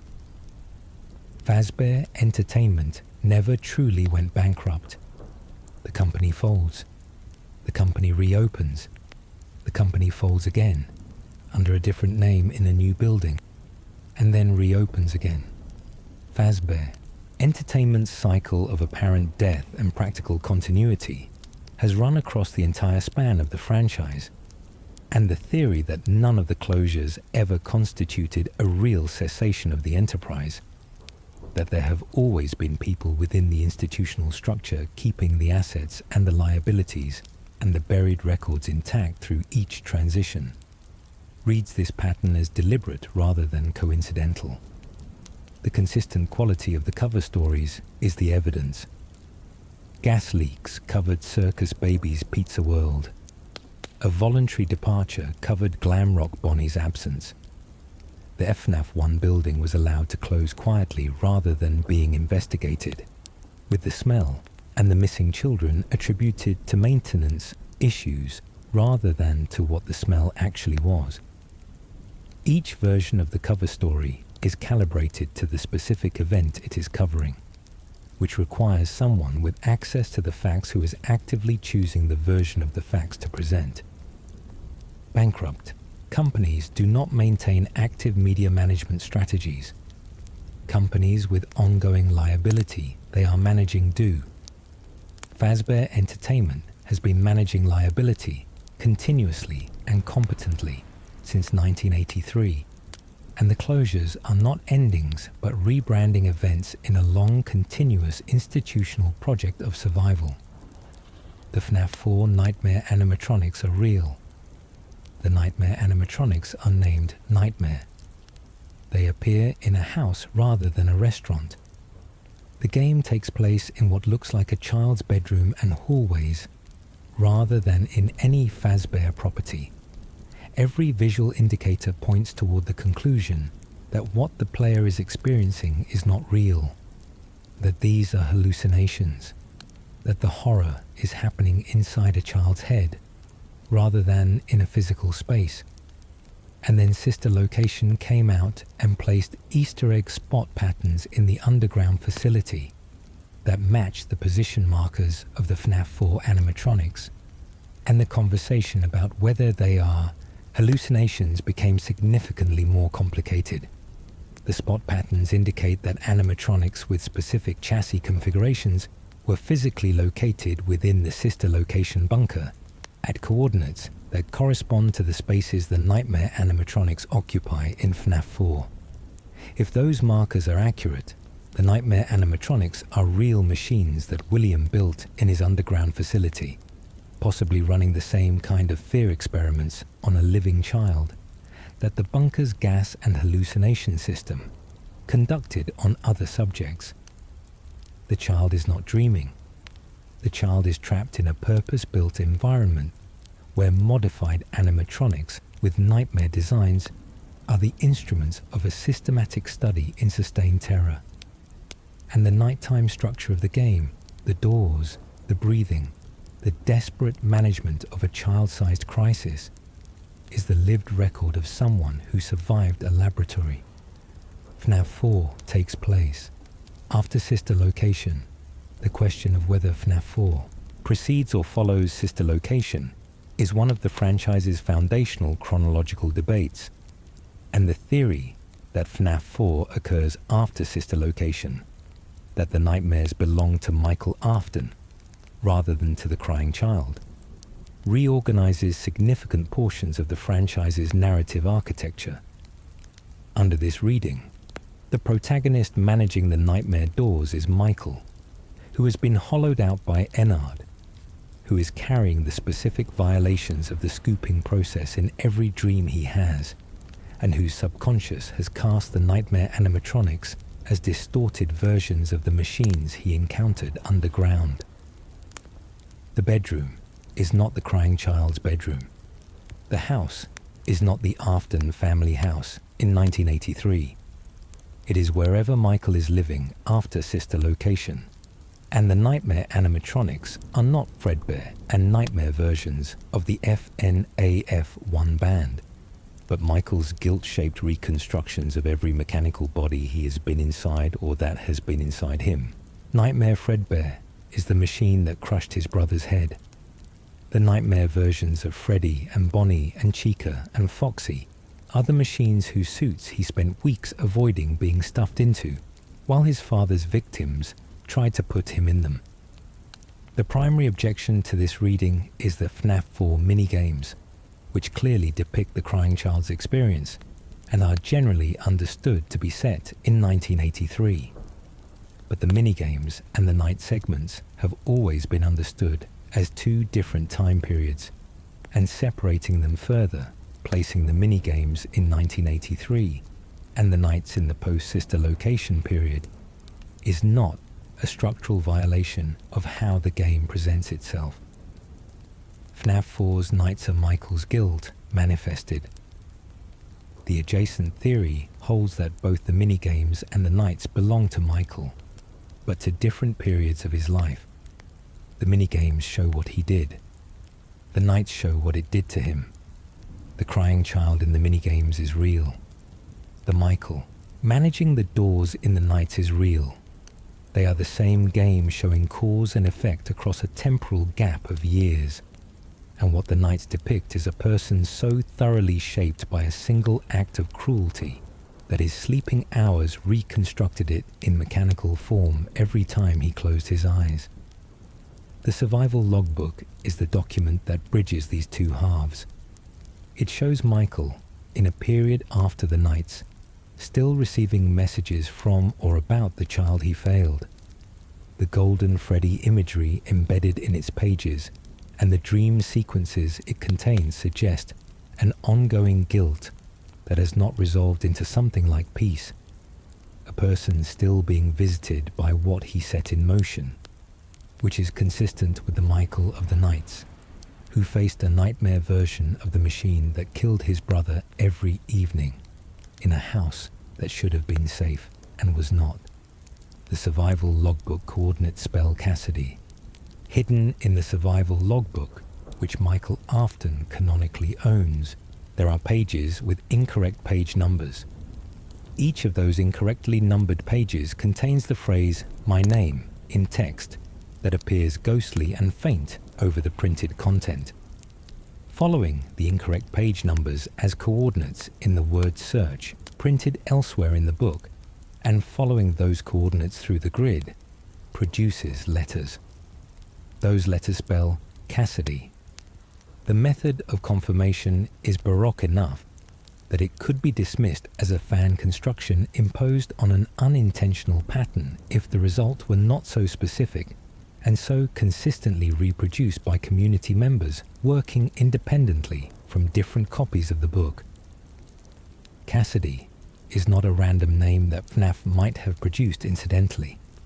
It is the name that had been circulating in the theorist community as the likely identity of the Golden Freddy spirit since well before the logbook's publication, and its appearance in the logbook encoded in this specific way is either the franchise's most deliberate confirmation of a fan theory or a coincidence operating at a level of improbability that the community has collectively decided to not believe in.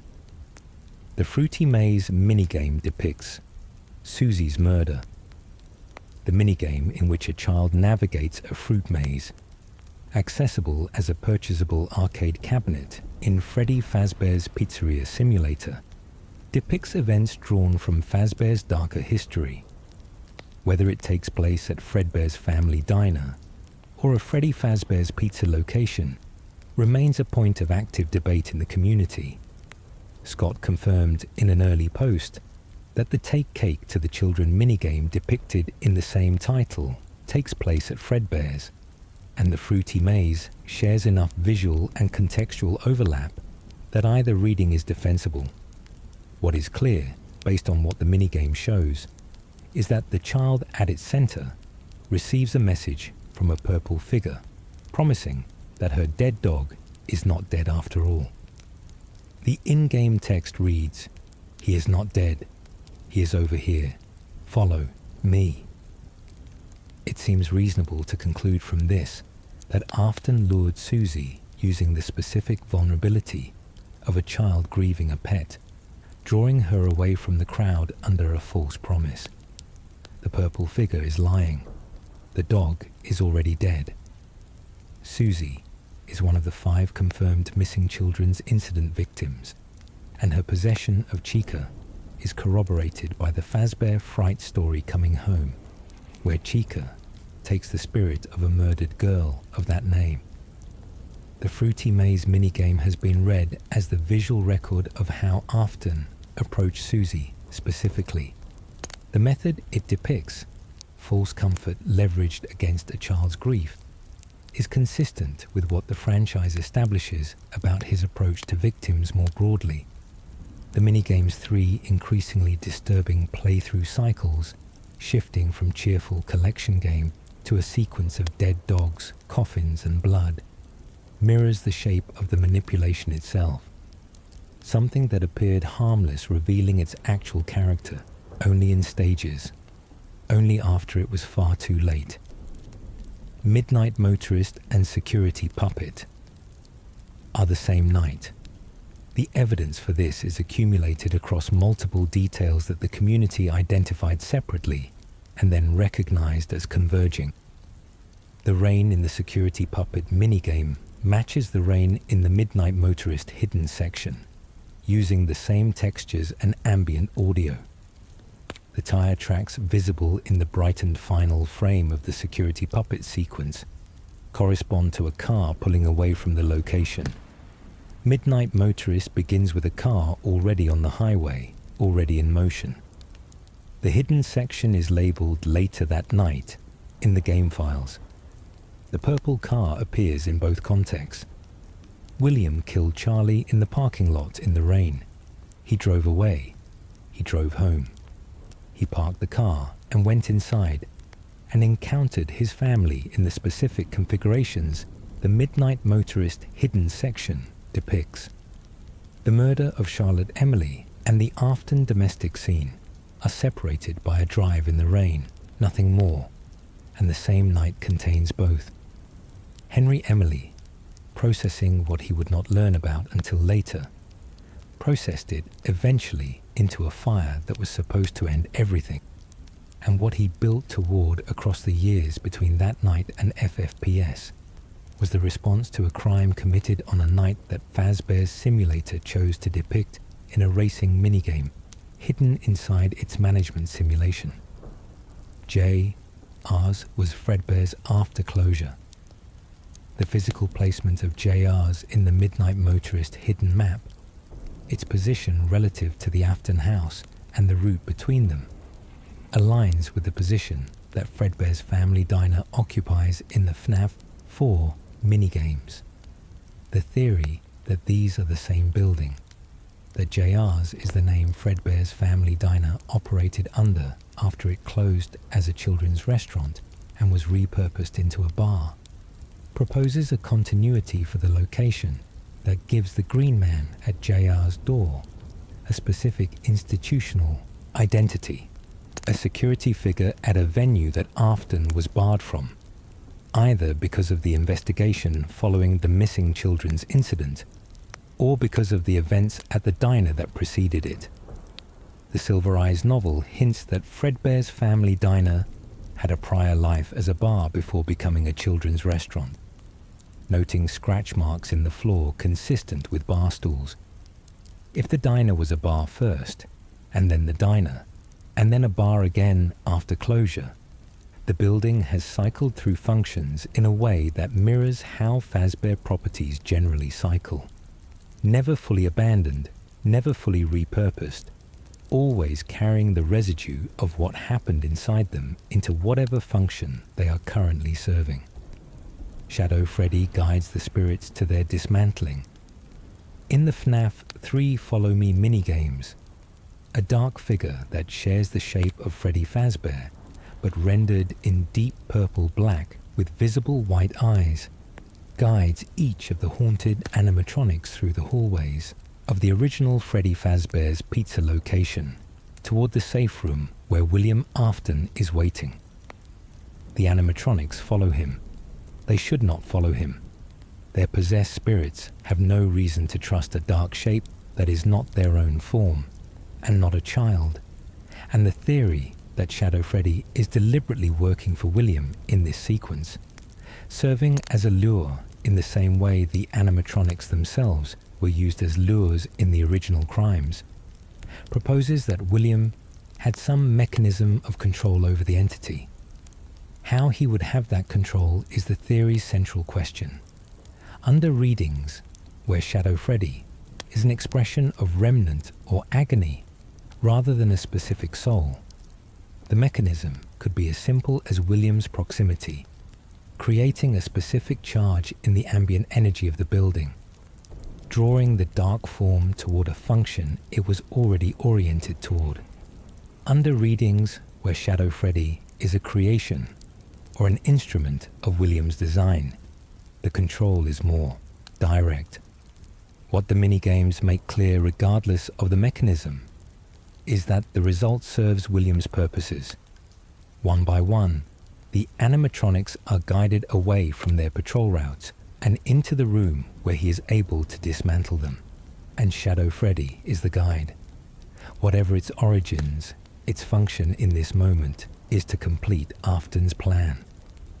Glamrock Freddy's line, "I found myself," is a confession. I found myself for the first time when I cleared the path. This is one of the most quoted and least resolved lines in Security Breach, spoken during the descent into the burn trap encounter. and it is doing more than one thing at once. At the surface level, it describes a moment when Glamrock Freddy's behavioral patterns shifted, when whatever had been operating on borrowed programming became something self-directed. At a deeper level, the line is phrased like a person remembering rather than an AI reporting a system state change. I found myself is not how a machine describes a calibration event. It is how a person describes the moment they stopped being who other people needed them to be and became who they actually were. And the specific location where this happened, the sinkhole, the path beneath the pizzaplex that leads toward the ruins of Freddy Fazbear's Pizzeria Simulator, is where Michael Afton's body would have rested if the fire did not consume everything of him that could be consumed. The theory that Freddy found himself because Michael's soul was in that space waiting to be found, and that descending into it was the mechanism of contact, reads the line as a meeting rather than a malfunction. The animatronic went down, the soul came up, and what emerged from the sinkhole's proximity was something that contained both the machine's physical capabilities and the person's memory of every child he had failed to protect and was being given one more chance to help.